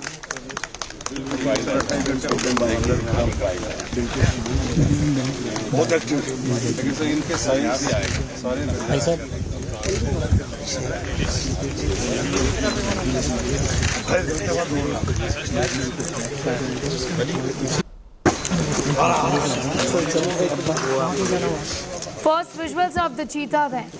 The new lot. This is a lot of 12 that have been flown in from South Africa. Today they landed at the Gwalior Air Base at 10 this morning, and now they're being released into the Kuno National Park by the Chief Minister Shivraj Singh Chauhan, who just released these big cats into the enclosure of the Kuno National Park, where they're going to be kept for a couple of days. And of course, we'll go across to my colleague to understand what the SOP is going to be, but fairly similar to what was the SOP about 5 months ago when 8 cheetahs were again brought in from South Africa to India. In fact, this is the part of the rehabilitation program of cheetahs to reintroduce them back to their habitat. 12 cheetahs from South Africa arrived in Madhya Pradesh months after 8 big cats had been ferried from Namibia. In fact, these are 20 big cats now in the Kuno National Park. This was an Air Force aircraft that carried the cheetahs and landed at the Gwalior Air Force Base at 10 this morning. They were flown to Kuno National Park in helicopters. The cheetahs, of which 7 are males, 5 females, have now been released into their quarantine enclosures. This is the quarantine enclosure at the Kuno National Park by Madhya Pradesh Chief Minister Shivraj Singh Chauhan and Environment Minister Bhupendra Yadav. Remember, this is a special flagship project between South Africa and India, in which India is making an attempt to reintroduce cheetahs back to their habitat in India. This, of course, is to ensure the survival of the endangered species in India and also achieve other ecological objectives. हो क्या रहा है please hello हो गया यार यहाँ का काम Under the agreement that has been signed between India and South Africa, every single year about 10 to 12 cheetahs are going to be brought into India and relocated, or translocated rather, at the Kuno National Park in Madhya Pradesh.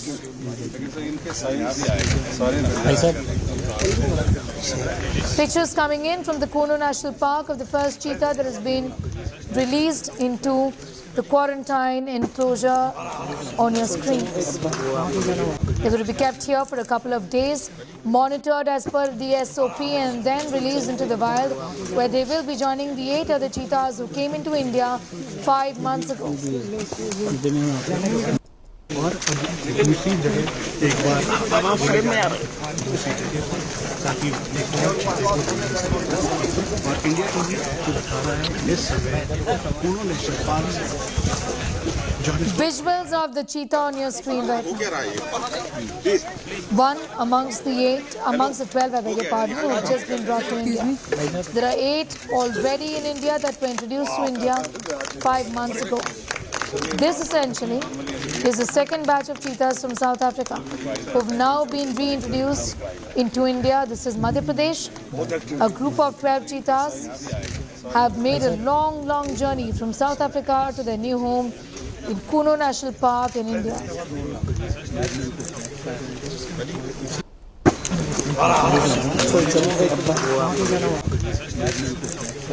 Today, an Indian Air Force, in fact, aircraft C-17 carrying the second batch of 12 cheetahs landed at the Air Force Station, Gwalior, after a 10-hour flight from Johannesburg, South Africa. These cheetahs were then later airlifted in Indian Air Force helicopters and released into the Kuno National Park. Kuno national park से Johannesburg से आया हो क्या रहा है please hello 5 females and 7 males amongst the 12 flown in from South Africa to central India. This is Madhya Pradesh essentially. This is the Shiopur district of MP. A few moments ago, these cheetahs were released into the wild by Chief Minister Shivraj Singh Chauhan. 7 males and 5 females comprise the second set of big cats coming into the state, with the first group of 8 from Namibia who were released into the Kuno National Park on the 17th of September last year at a function, a grand function that was inaugurated by Prime Minister Narendra Modi.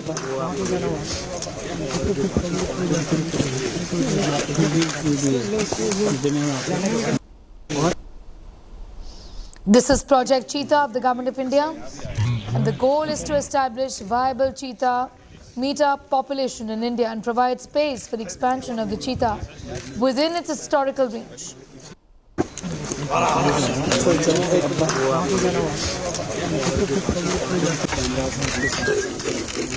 Wow.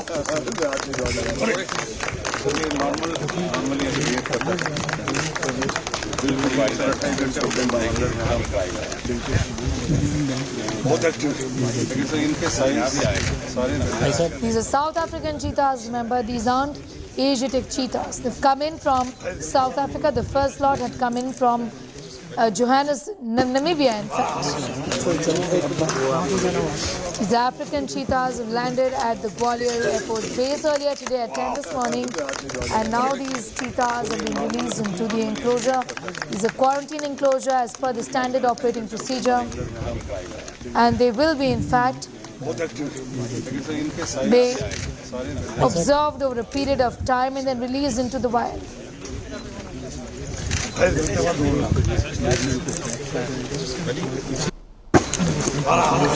8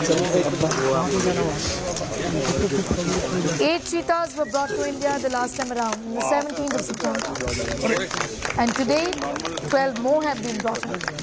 All from South Africa. This is an agreement that has been signed by India and South Africa. The initiative is called Project Cheetah.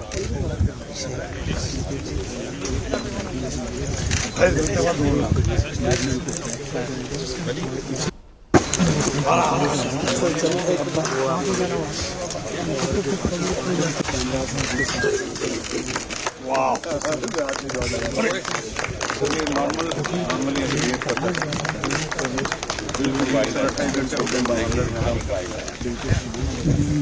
बहुत active है इनके size ऐसा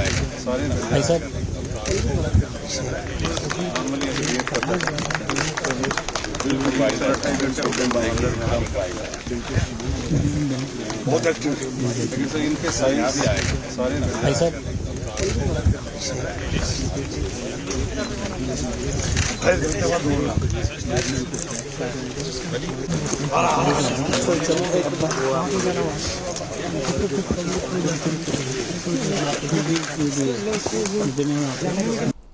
My colleague Akshay Dongre is joining us live for more details. He's joining us from the Kuno National Park right now, where cheetahs are released in the quarantine enclosure. Essentially, this is SOP. Akshay, from here on, they will be observed at least for a couple of days and then be moved into the wild. Give us a sense of what to expect in days to come. For about 2 months,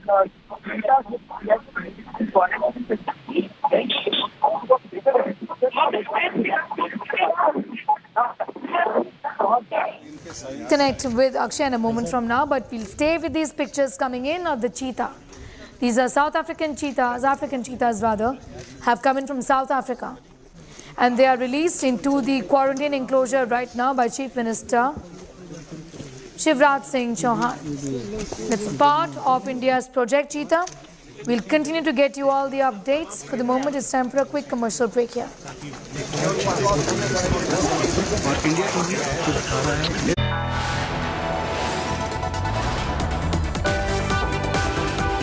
You are watching India Today.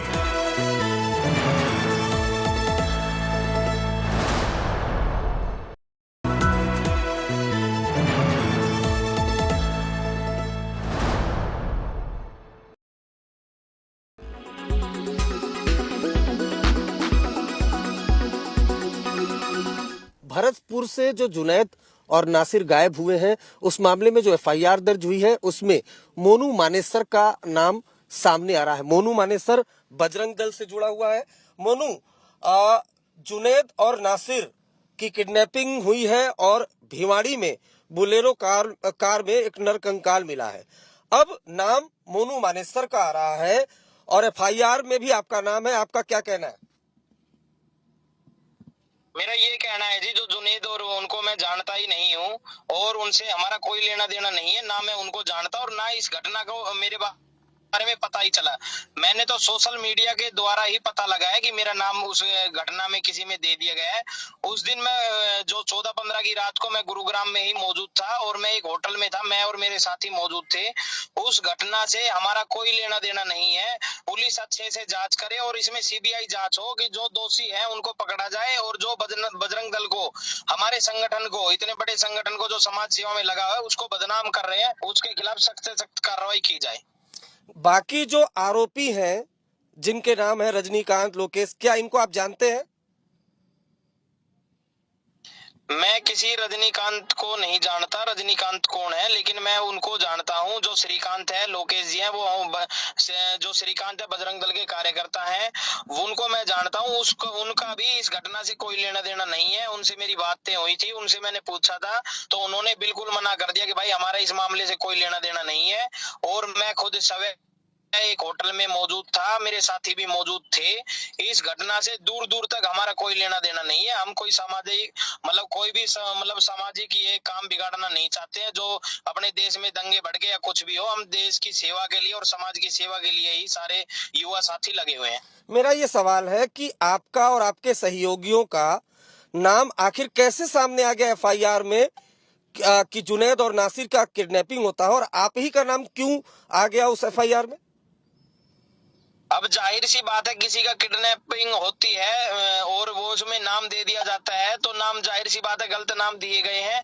गलत नाम इसलिए दिए गए हैं कि गौ हत्या रोकने में हमारी टीम पूरी तरह से लगी हुई है। गौ हत्या हमने अनेकों ट्रक, अनेकों गाड़ियां हमने पकड़वाई है पुलिस से, और हम पूरे गौ हत्या रोकने में पूरा मतलब सक्षम रखते हैं। इसीलिए हमारे पीछे ये पड़ गए हैं। कुछ कसाईयों ने हमारे नाम दिलाए होंगे, लेकिन जांच जब सामने आएगी तो मैं सभी मीडिया कर्मियों और सभी से मैं कहना चाह रहा हूँ, जो सच्चाई है वो 1-2 दिन में सामने आ जाएगी, और जो लोगों को पता भी लग जाएगा कि ये काम किसने किया है, किसने नहीं किया।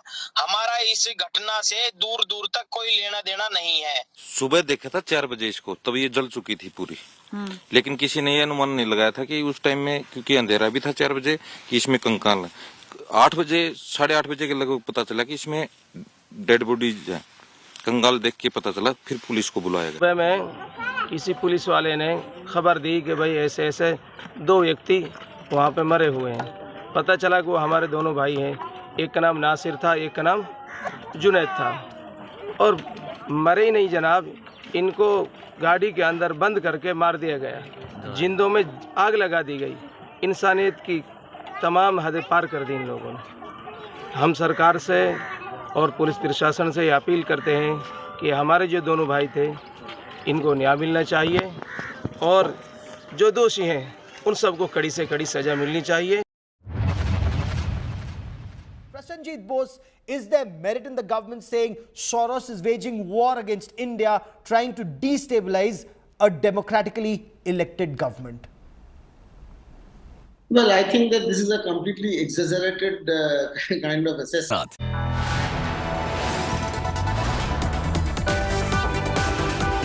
You are watching India Today.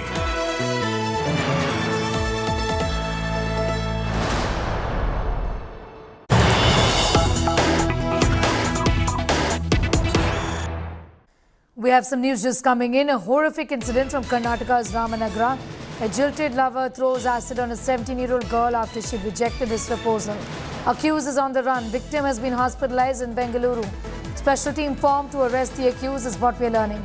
Another attack, acid attack on a young woman, a 17-year-old girl who's been attacked. Acid on her face, a jilted lover. She rejected his proposal. The accused is on the run is what we are learning. The victim is hospitalized and is recuperating in Bengaluru. Meanwhile, on the investigations front, a special team has been formed to arrest the accused.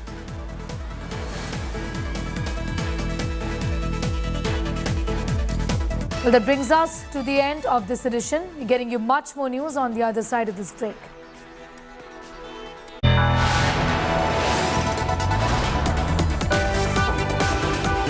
You are watching India Today.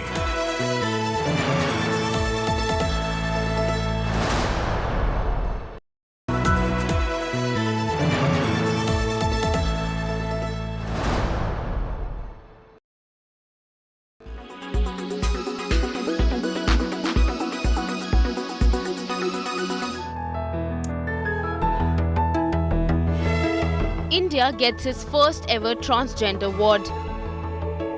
The GT Hospital in Mumbai has opened a facility exclusively for the community.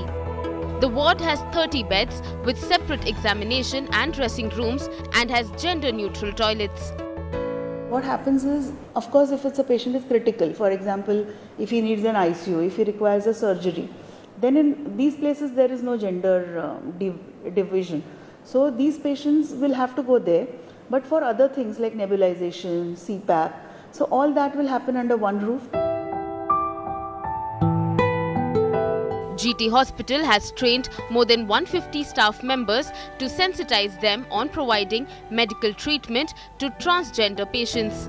We've taken the help of transgender community in developing the ward. What are your needs? In that context, we actually had sensitization of around 150 of our own employees to know how to, be sensitive to their needs, to their issues. The hospital authorities say their initial even 7-8 years ago, a lot of Indian consumers actually would seek out Western brands. I mean, a premium brand would have been an imported whiskey brand or an imported gin brand. You're saying something has changed in the mind of the consumer where they don't have that hang-up that a great whiskey has to be a Scotch whiskey or whiskey from Scotland. A great gin does not necessarily need to come from outside India. See, in fact, going back, if you see, gin and tonic was the invention in India only when the Britishers came.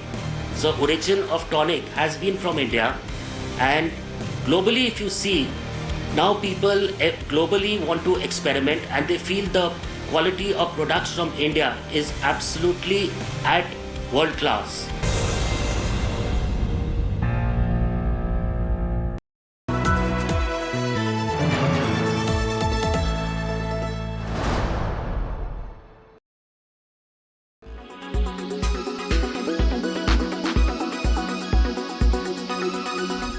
Do you have a question for me? Yes, Mr. Yar. Do you really believe in all these things you sing? Trailer of the much anticipated film Love Again is out, and it features our very own Desi girl Priyanka Chopra along with Sam Hugan and Celine Dion. Know nothing about it. What? Love. Priyanka's husband Nick Jonas also makes a hilarious cameo appearance. Take it a little slower. Yeah. They're never gonna hold me down. The film will showcase the story of Meera Chopra, who is grieving the death of her fiancé by texting love notes to his old number, which now belongs to Rob, who is a journalist, and a romantic connection begins to form. I'm gonna go see her. These are from a literal stranger. I just need to... Love Again is the film adaptation of Sophie Kramer's 2009 novel SMS for Ditch, translating to Text for You, and will release in theatres on 12th May. Sure. And I'm Mariah Carey. The Bridgerton family is expanding. A new look at the Queen Charlotte-focused prequel reveals more steamy romance for some familiar characters. Dearest, gentle reader, did you miss me? The makers have released a teaser of the prequel titled Queen Charlotte, A Bridgerton Story, which will tell the story of how the young queen's marriage to King George sparked both a great love story and a societal shift, creating a world inherited by the characters in Bridgerton. Calder Rochewell will reprise the role of the titular queen, with India Amatfio being introduced as a young Charlotte, a young woman on the precipice of greatness, though at a cost. Whereas Corey Malcreast plays young...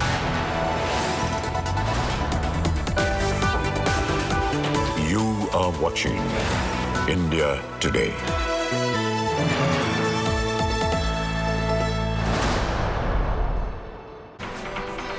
Hi there, very good afternoon. You're watching India Today TV. I'm Sneha Mordani. A quick check of the headlines in this edition first. External Affairs Minister S. Jaishankar tears into Soros, calls him old, rich, opinionated person, says he's investing resources in shaping narratives days after Soros attacked Prime Minister Modi. When such people and such views and such organizations invest resources in shaping narratives, money to come in, foundations to go about their agenda.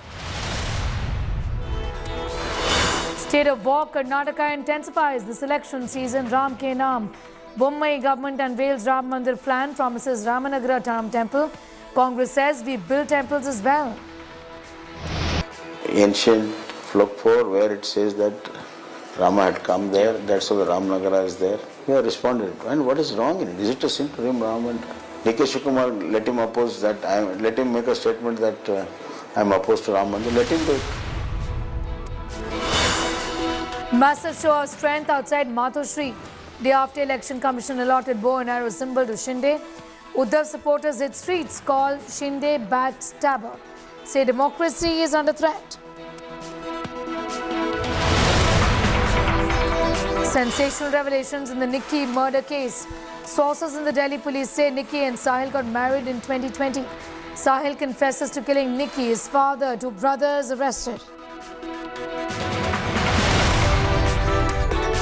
India welcomes 12 more cheetahs from South Africa and Kuno National Park. This is the second batch of arrival of cheetahs.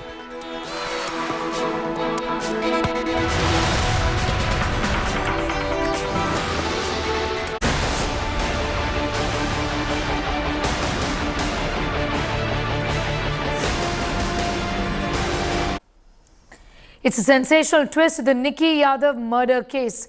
Delhi police probe has revealed that Nikki Yadav's live-in partner and accused Sahil Gehlot was actually her husband. They got married in an Arya Samaj temple in Noida in 2020. It has emerged that Sahil's family was unhappy with their marriage and fixed his wedding on December last year. Sahil's family hid from the girl's family that Sahil in fact had already married Nikki. Sahil has confessed before the Delhi police and Nikki had pleaded with him not to get remarried. Sahil said his family had planned to get rid of her and that he'd informed them after murdering her, after which the family continued with the arrangements for his second wedding the same day. Delhi police have recovered certificates related to Sahil and Nikki's marriage during the remand. The crime branch has arrested Sahil's father, Virendra, and Sahil's brothers as well, and 2 friends too. A total of 6 people have now been arrested. 1/10/2020 कब आए थे, किस time आए थे? करीब सुबह का ही समय था, 11 बजे करीब। विधि विधान से जो पंडित हैं हमारे, वो संस्कार कराते हैं, उसके बाद एक सर्टिफिकेट जारी हुआ। 2 लोग थे उनके साथ, वो किसकी तरफ से थे इतनी तो मुझे याद नहीं है। लड़का थे या लड़की थे? सब दोनों मतलब एजेड आदमी थे। लीगल डॉक्यूमेंट्स को साथ लेके ओरिजिनल डॉक्यूमेंट मंगाए जाते हैं और फिर उनका जो है फोटोकॉपी लेके रिकॉर्ड मेंटेन किया जाता है, तब शादी होती है। सर इतनी दूर आके शादी करे, क्या यहीं रहते थे वो, यहीं पर थे? यही बताते हैं, अब इतना तो मुझे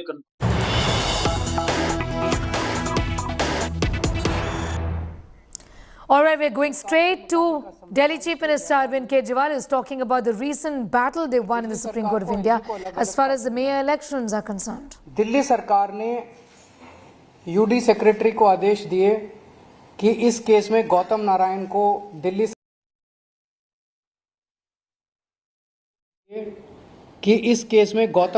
को दिल्ली सरकार की तरफ से वकील नियुक्त किया जाए।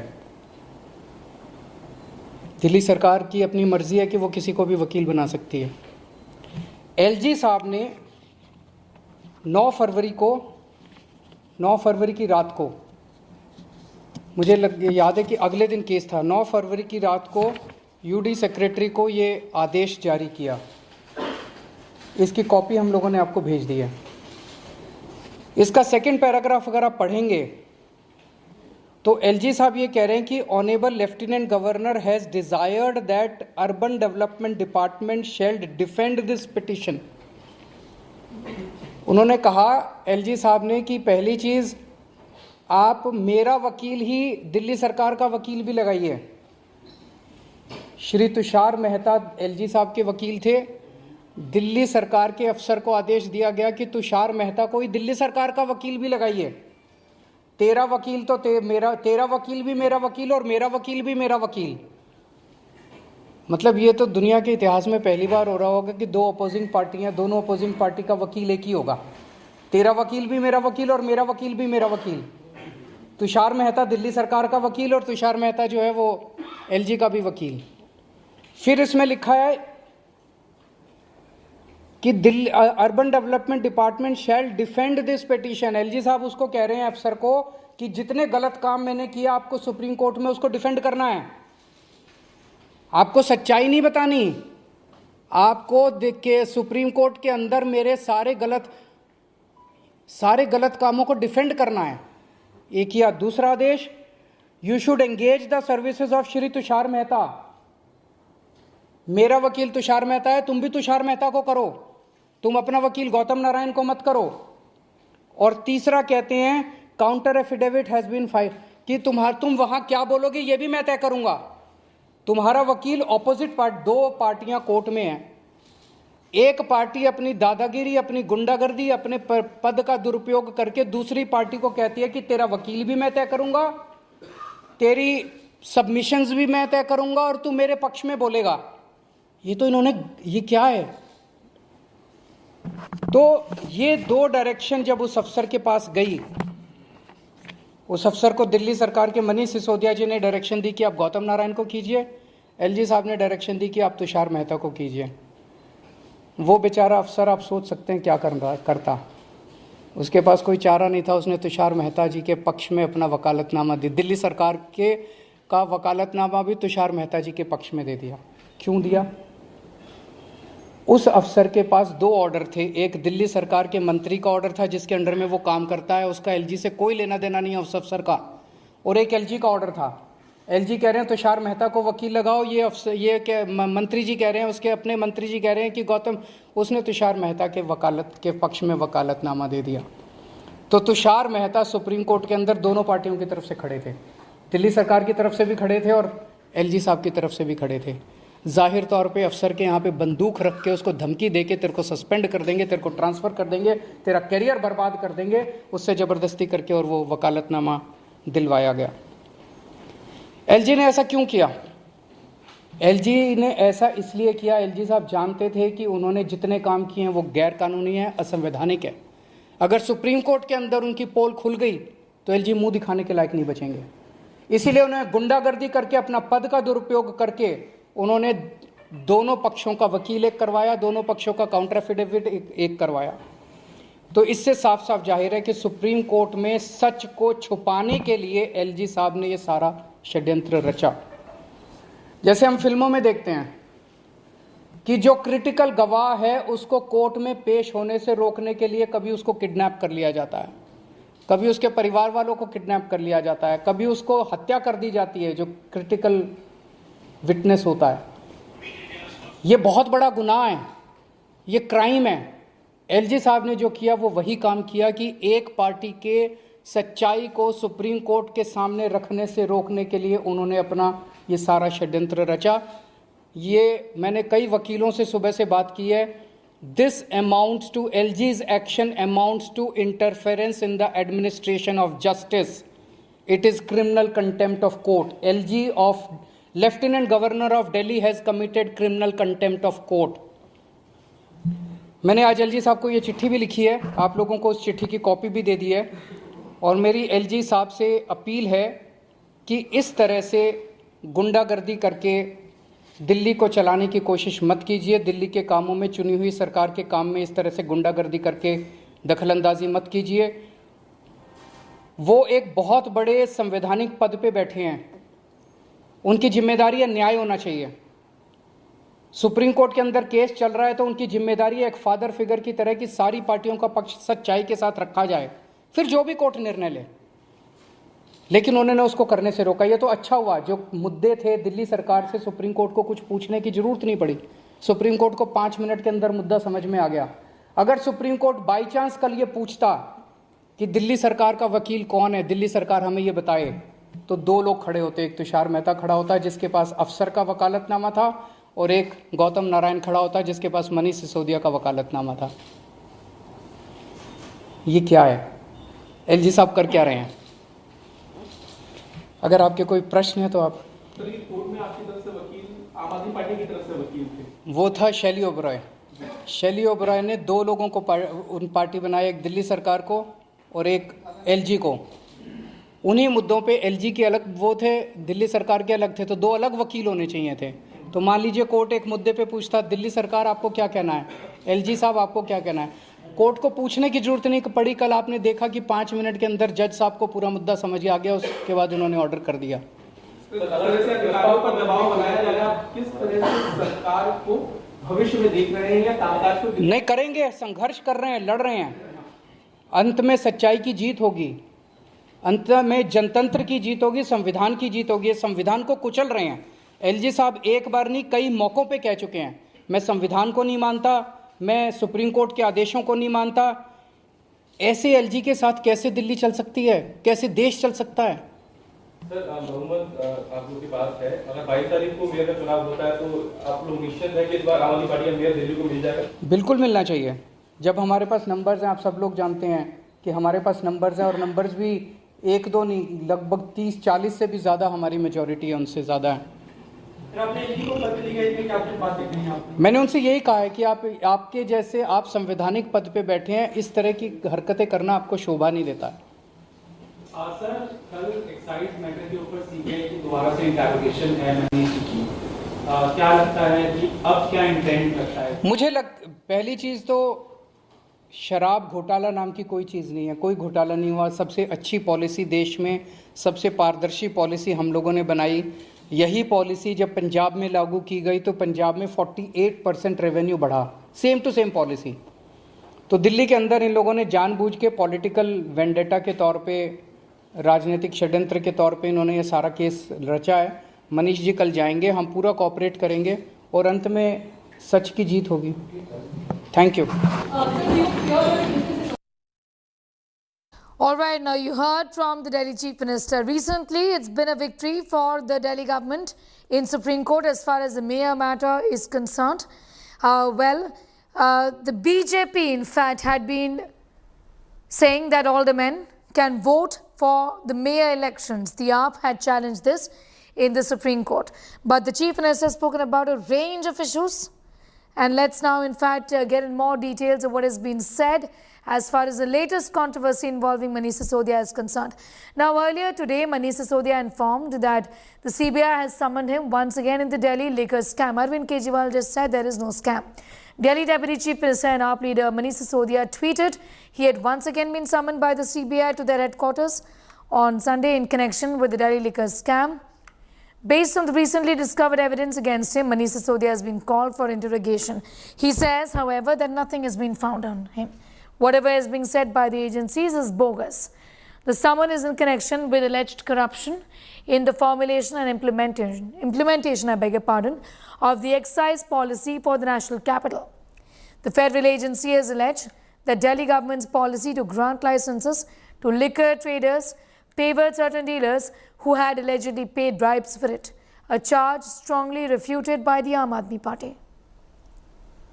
अभी थोड़ी देर पहले मनीष सिसोदिया जी ने ट्वीट करके कहा कि कल उनको सीबीआई ने बुलाया है और एक बार फिर हर बार की तरह मनीष सिसोदिया और अरविंद केजरीवाल विक्टिम कार्ड खेलने की कोशिश कर रहे हैं। मुझे समझ में नहीं आता कि कोई भी जब भी कोई सम्मन आता है, आम आदमी पार्टी के नेता और इनके कार्यकर्ता इतने हायतौबा क्यों मचाते हैं, इतने घबराते क्यों हैं? Report is time for a quick commercial break. We're getting you much more news on the other side.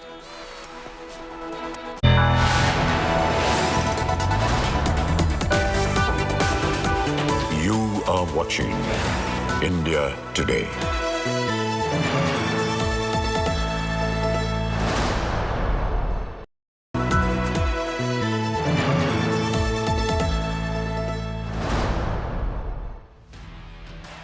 Over 3 decades, Business Today has delivered news, views and analysis like no other, chronicling India Inc.'s journey through time. Now, at 31 years, Business Today presents the future. Mission 2047, Road to India at 100, with Indian industry's biggest stalwarts and an exclusive interview with Google CEO Sundar Pichai.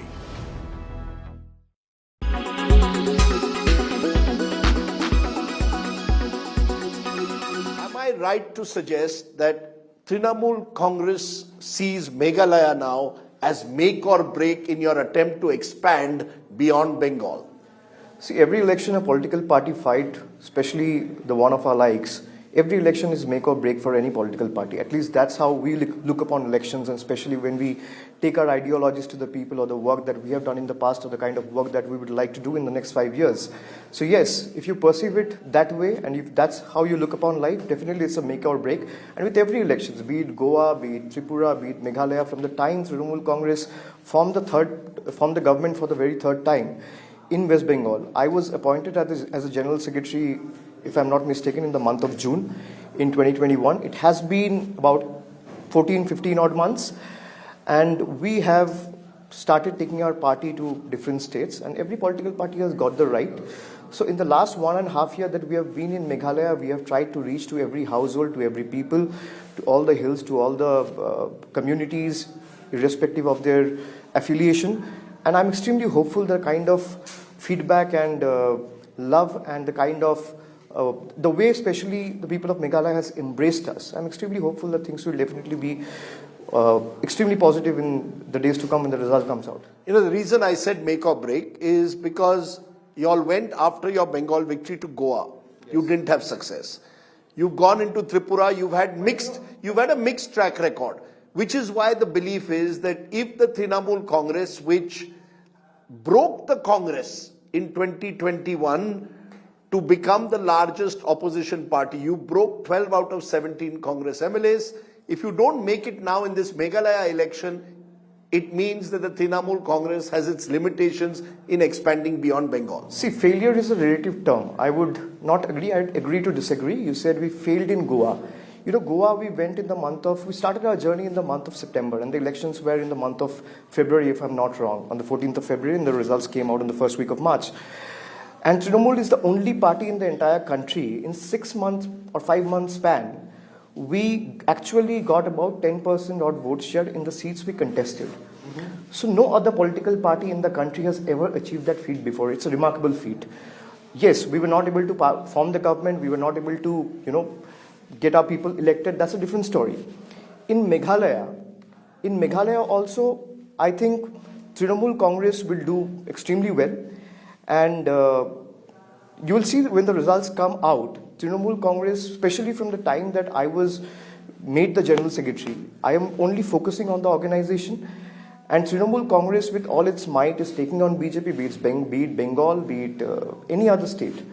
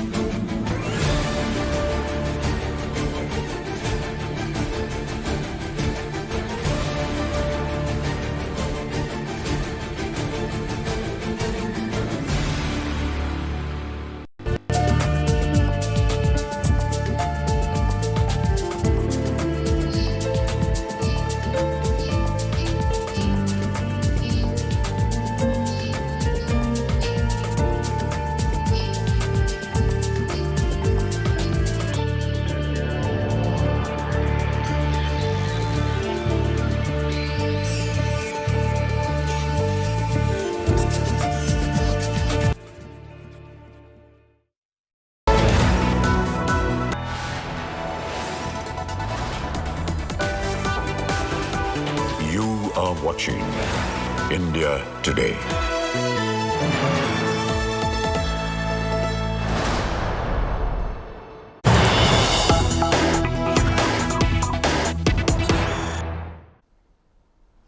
Welcome back. We're going straight across to this press conference is being held by the Delhi police on the Nikki Yadav murder case. हमको थोड़ा और time दिया जाए, तो आएंगे, उनका statement लेंगे और अगर उसमें कोई नई बात आई तो उसको हम नए सिरे से देख लेंगे.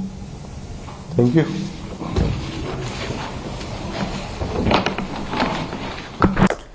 All right. In fact, we're getting more details of the Nikki Yadav murder case today and some sensational information that was revealed today of the fact that Nikki and Sahil were not partners, but they were actually married. Listen in to what the police said a while ago.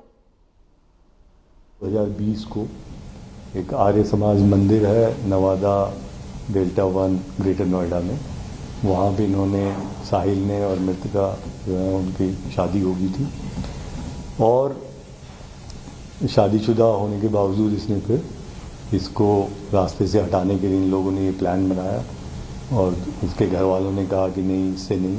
अब दूसरी लड़की वो भी वहीं हरियाणा से थी, उससे शादी तय की. और ये भी बहुत ही घिनौना कृत्य इसलिए भी है कि 9 तारीख को सगाई हो रही है, उस दिन पूरा जश्न मनाया जा रहा है. 9 की रात को 1 बजे, लगभग 1 बजे ये उनके पास जा रहे हैं. उसके फ्लैट में जाता है जो हमारा मेन अक्यूज्ड है साहिल. 1 बजे से लगभग 6 बजे तक उसके साथ वहाँ रहता है बिंदापुर एरिया में, जैसा आपको पता ही है. और फिर वहाँ से इसको गुमराह करके कि घूमने जाएंगे, पहले इधर निज़ामुद्दीन और फिर आनंद विहार होते हुए और ISBT कश्मीरी गेट की तरफ, और फिर वहाँ निगमबोध घाट का जो डिस्क्लोज़र है और कुछ फुटेज भी है कि इसका भी कहना है कि वहाँ पे हत्या की जाती है. और फिर वहाँ से जब ये हत्या करके निकलता है तो उस समय इसके घर वाले कि भाई बारात जानी है आज, और कुछ घर में आपको पता है वो हल्दी वल्दी तेल वेल की जो रस्में होती हैं, उसके लिए इसकी सुबह से तलाश जारी थी कि कहाँ गायब हो गया. फिर ये लोग इसको ढूंढने निकलते हैं और 3-4 गाड़ियों में ढूंढने निकलते हैं कि वो कहाँ है। ये बीच में इसने फ़ोन भी ऑफ कर दिया था, तो ये इनको कहीं रास्ते में बुलाता है। तो उन 3-4 गाड़ियाँ जो ढूंढने निकली थी, उसमें से एक गाड़ी में ये 4 लड़के थे जो गिरफ्तार हुए हैं, 2 कज़न और 2 दोस्त।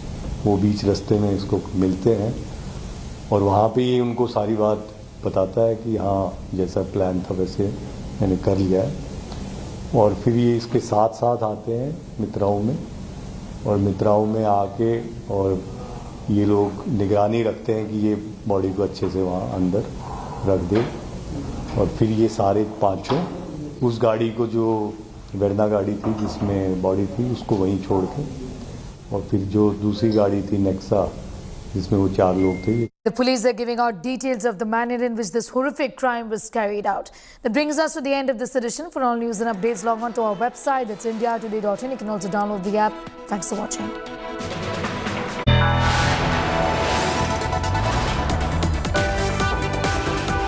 You are watching India Today.